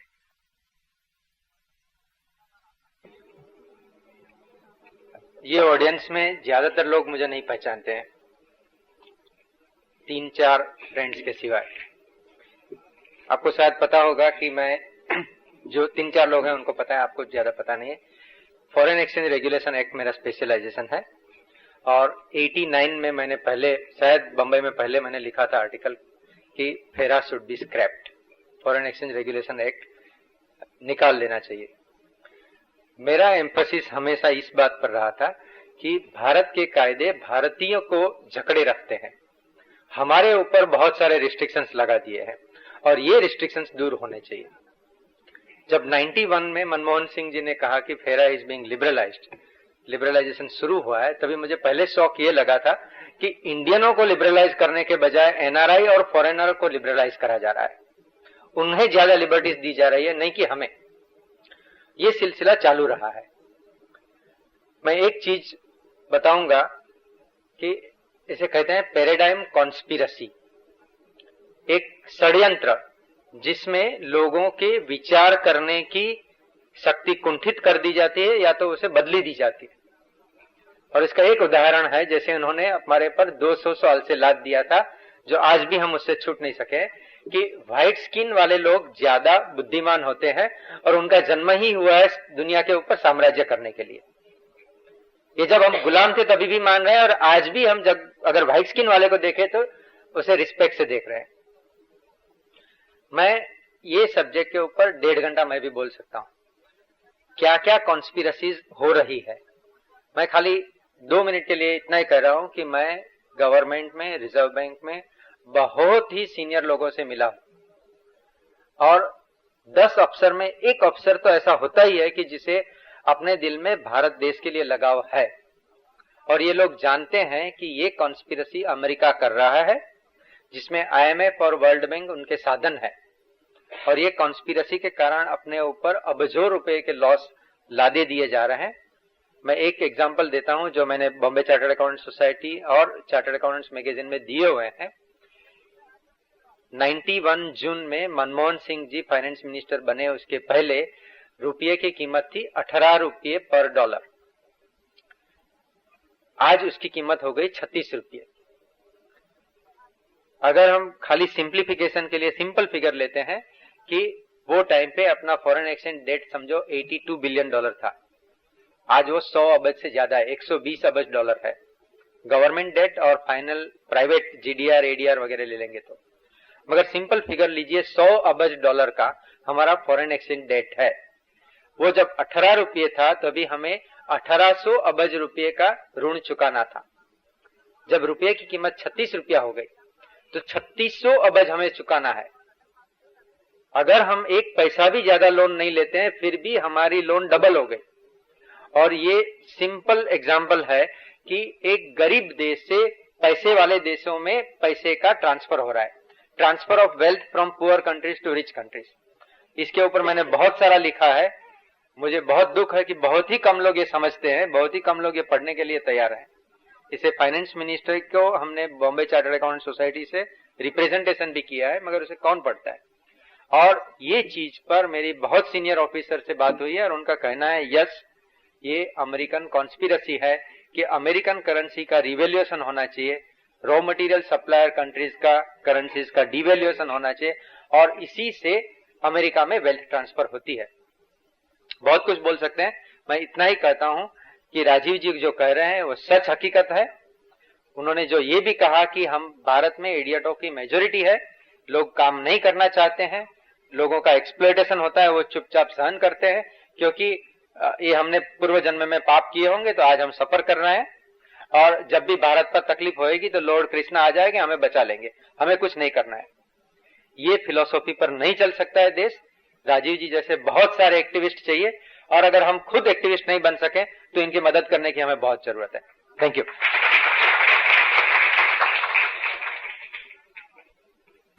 50 साल हो गए, फिर भी जब लड़ाई हुई थी तभी जर्मनी जापान सब खत्म हो गए थे और वो वापस ऊपर आ गए, they are developed. But after 50 years of independence we are still poor। इसमें बहुत एक इंटरेस्टिंग जवाब मैं देना चाहता हूँ। एक बार यही प्रश्न मैंने एक जापानीज से किया था। मैं शायद 91 में एक कॉन्फ्रेंस में गया था, तो एक जापानीज साइंटिस्ट थे, उनसे मैंने सवाल किया कि आपका देश बर्बाद हो गया था सेकेंड वर्ल्ड वॉर में और आपके ऊपर 2 एटम बम गिराए थे, आप कैसे वापस निकले उसमें से बाहर? आपने फॉरेन इन्वेस्टमेंट पे बहुत जोर दिया था, टेक्नोलॉजी पे बहुत जोर दिया था, अमेरिकन मल्टीनेशनल्स को बुलाया था, क्या यूरोपियन मल्टीनेशनल्स को बुलाया था, कैसे आपने डेवलप किया? ये प्रश्न मैंने उनसे किया। तो उसने जो जवाब दिया वही मैं आपसे कह रहा हूँ। उसने कहा कि जापान को खड़ा करने में ना तो विदेशी पूंजी का कोई योगदान है, ना विदेशी टेक्नोलॉजी का कोई योगदान है, ना विदेशी कंपनियों का कोई योगदान है। जापान को हमने खड़ा किया है अपने संकल्प से और आत्मशक्ति से। जो उसने जवाब दिया वो मेरे दिल को इतना छू गया। उसने कहा कि अगर आप मुझे कुछ मार्क्स देने का काम करो तो विदेशी पूंजी, विदेशी टेक्नोलॉजी, विदेशी कंपनियां, इन सबको मैं सबसे आखिरी स्तर पे रखूंगा।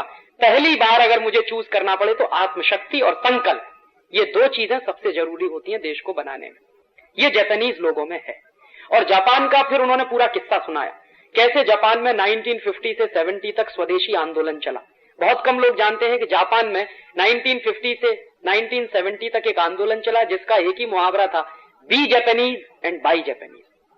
उसमें टागुची नाम का एक बड़ा भारी नेता था, उसी ने मुझे बताया कि टागुची का जापान में उतना ही सम्मान है जितना हमारे यहाँ महात्मा गांधी का। टागुची करता क्या था, अमेरिकन कंपनियों के सामान को अगर कहीं देखता था जापानीज बाजार में तो भड़क जाता था, और वो कहता था कि हम जापानीज लोगों को मर जाना ज्यादा अच्छा है बनिस्बत अमरीकी सामान खरीदने के। इस तरह का उसने देश में एक तरह का सैलाब खड़ा कर दिया, और जापान आज जो है वो उसी का परिणाम। ऐसे ही जर्मनी, फ्रांस में तो मैं अभी भी देखता था, जिन दिनों में मैं फ्रांस में रहता था, बच्चों को बचपन से, वहां फ्रांस में क्या होता है, स्कूल्स में जहां बच्चे पढ़ने जाते हैं, हर ब्लैक बोर्ड पे सबसे ऊपर लिखा रहता be French and buy French, बचपन से। और वो फ्रांस भी ऐसे ही खड़ा हुआ है। फ्रांस को खड़ा करने में सबसे बड़ा योगदान है चार्ल्स द गॉल का। चार्ल्स द गॉल 1945 के बाद जब प्रेसिडेंट बना तो उसने पूरे फ्रांस को उल्टा कर दिया। क्या क्या किया उसने? फ्रांस को बर्बाद करने में सबसे बड़ी भूमिका चार्ल्स द गॉल मानता था किस चीज की है? टेलीविजन की। 1926 में फ्रांस में टेलीविजन आ गया था, और आप शायद जानते होंगे कि 1914 और 1917 का जो फर्स्ट वर्ल्ड वॉर था उसमें फ्रांस एक विजेता था, फ्रांस की शक्ति थी। वही फ्रांस 1945 में पिट गया जर्मनी से। तो चार्ल्स द गॉल हमेशा उसका एनालिसिस करता था कि हम फर्स्ट वर्ल्ड वॉर में क्यों विजेता थे और सेकंड वर्ल्ड वॉर में क्यों हार गए। तो वो एक ही जवाब देता था कि फर्स्ट वर्ल्ड वॉर के बाद हम इतने मस्त हो गए कि फ्रांस को पता ही नहीं कि वो कर क्या रहा। वहां सबसे पहला काम पब्स खुले, शराब के अड्डे खुले, फिर कैसीनोज खुले, फिर जुए के अड्डे खुले, उसके बाद नाटक कंपनियां खुली, सिनेमा, और 1926 में टेलीविजन भी आ गया। तो उसके बाद फ्रांसीसी पीढ़ी पूरी की पूरी उसी में डूब गई। 45 में जब जर्मनी ने अटैक किया फ्रांस के ऊपर तो विद इन सम आवर्स पूरा का पूरा फ्रांस कैप्चर कर लिया गया। चार्ल्स द गॉल ने कसम खाई थी कि जब अगर मैं कुछ करूंगा तो सबसे पहला काम सिनेमा घरों में आग लगाऊंगा। 45 के बाद चार्ल्स द गॉल प्रेसिडेंट बना। सबसे पहला काम उसने सिनेमा घर तोड़वा दिए सबके सब। दूसरा काम उसने टेलीविजन का प्रसारण बंद करा दिया। तीसरा काम जितने कैसीनोज और पब्स खुले थे सब बंद करा दिए। और फ्रांसीसी लोगों में एक जुनून पैदा किया फ्रेंच कल्चर के प्रति, जो पूरी की पूरी पीढ़ी अमेरिकनाइज हो गई थी। जर्मन का पूरा इन्फ्लुएंस आ गया था फ्रांस पे, उसको उसने 10-15 साल में बिल्कुल खत्म कर दिया। और आज फ्रांस है। आज भी फ्रांस में एक भी अमेरिकन टेलीविजन कंपनी का कार्यक्रम आता नहीं। हमारे यहाँ कई लोग ये बहुत इडियोटिक एग्जाम्पल देते हैं, कहते हैं कि हम ऊपर से आने वाले उनको रोक नहीं सकते ट्रांसमिशन को। मैं एक टेलीकम्युनिकेशन के इंजीनियर के नाते कह रहा हूं कि हम रोक सकते हैं। फ्रांस रोकता। उनके 2 सैटेलाइट रात दिन यही काम करते हैं कि अमेरिका से जो भी वेव्स आते हैं, इलेक्ट्रोमैग्नेटिक वेव्स जो होते हैं, उन्हीं को खत्म करने का काम करता है। तो घुस नहीं पाता एक भी अमेरिका का कोई कार्यक्रम फ्रांस की टेरिटरी में। हम भी कर सकते हैं। उन्होंने वो किया और उसके बाद वो खड़े हो गए। आज भी फ्रांस में be French and buy French का जबरदस्त जुनून है। और ताजा उदाहरण मैं दूं रूस का। रूस बर्बाद हुआ ग्लासनोस्त और पेरेस्ट्रोइका में, 1986 में ग्लोबलाइजेशन और लिबरलाइजेशन। नतीजे निकले, एक देश खंड खंड टूट गया।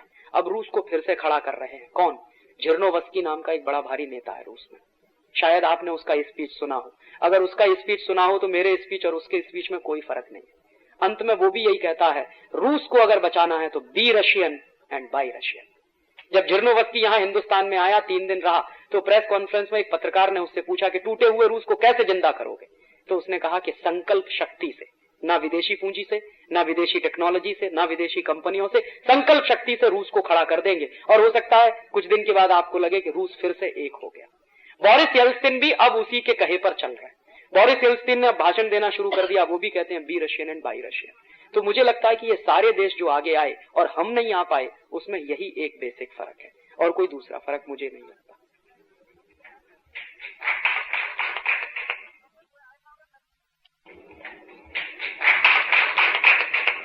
आपने कहा, रश्मि भाई ने कहा कि अमेरिका ये सब कंस्पिरेसी कर रहा है, जापान के साथ नहीं किया, फ्रांस के साथ नहीं किया, लेकिन ये सब करने के ऑब्जेक्टिव क्या हो सकता है? बस सिंगल सा ऑब्जेक्टिव है जो रश्मिन भाई ने कहा ना, अमेरिका और यूरोप के देश ये मानते हैं कि वाइट मैन्स बर्डन है, हम दुनिया के गरीब देशों पे राज करें। तो पहले राज करने के लिए सेनाएं भेज देते थे, आर्मी भेज देते, अब राज करना उस तरह से आसान नहीं है। तो अब उन्होंने एक दूसरा तरीका अपनाया है कि वहां की सरकारें हमारे ही इशारों पर अगर चलें तो हमको आर्मी भेजने की जरूरत नहीं। वहां की पुलिस, वहां की मिलिट्री अगर हमारे लिए काम करे तो हमें हमारी आर्मी भेजने की जरूरत नहीं। तो अमेरिका आज भी उसी मानसिक उसमें अवसाद में घिरा हुआ है कि हमको सारी दुनिया पे राज्य करना है। पहले यूरोप इसमें घिरा हुआ था, अब अमेरिका घिर गया। तो सिंपल सा रीजन है। दूसरा एक और उससे ज्यादा महत्वपूर्ण कि अमेरिका और यूरोप में जो वेल्थ है, जो रश्मिन भाई ने कहा, इस वेल्थ को टिकाए रखना उनकी मजबूरी है।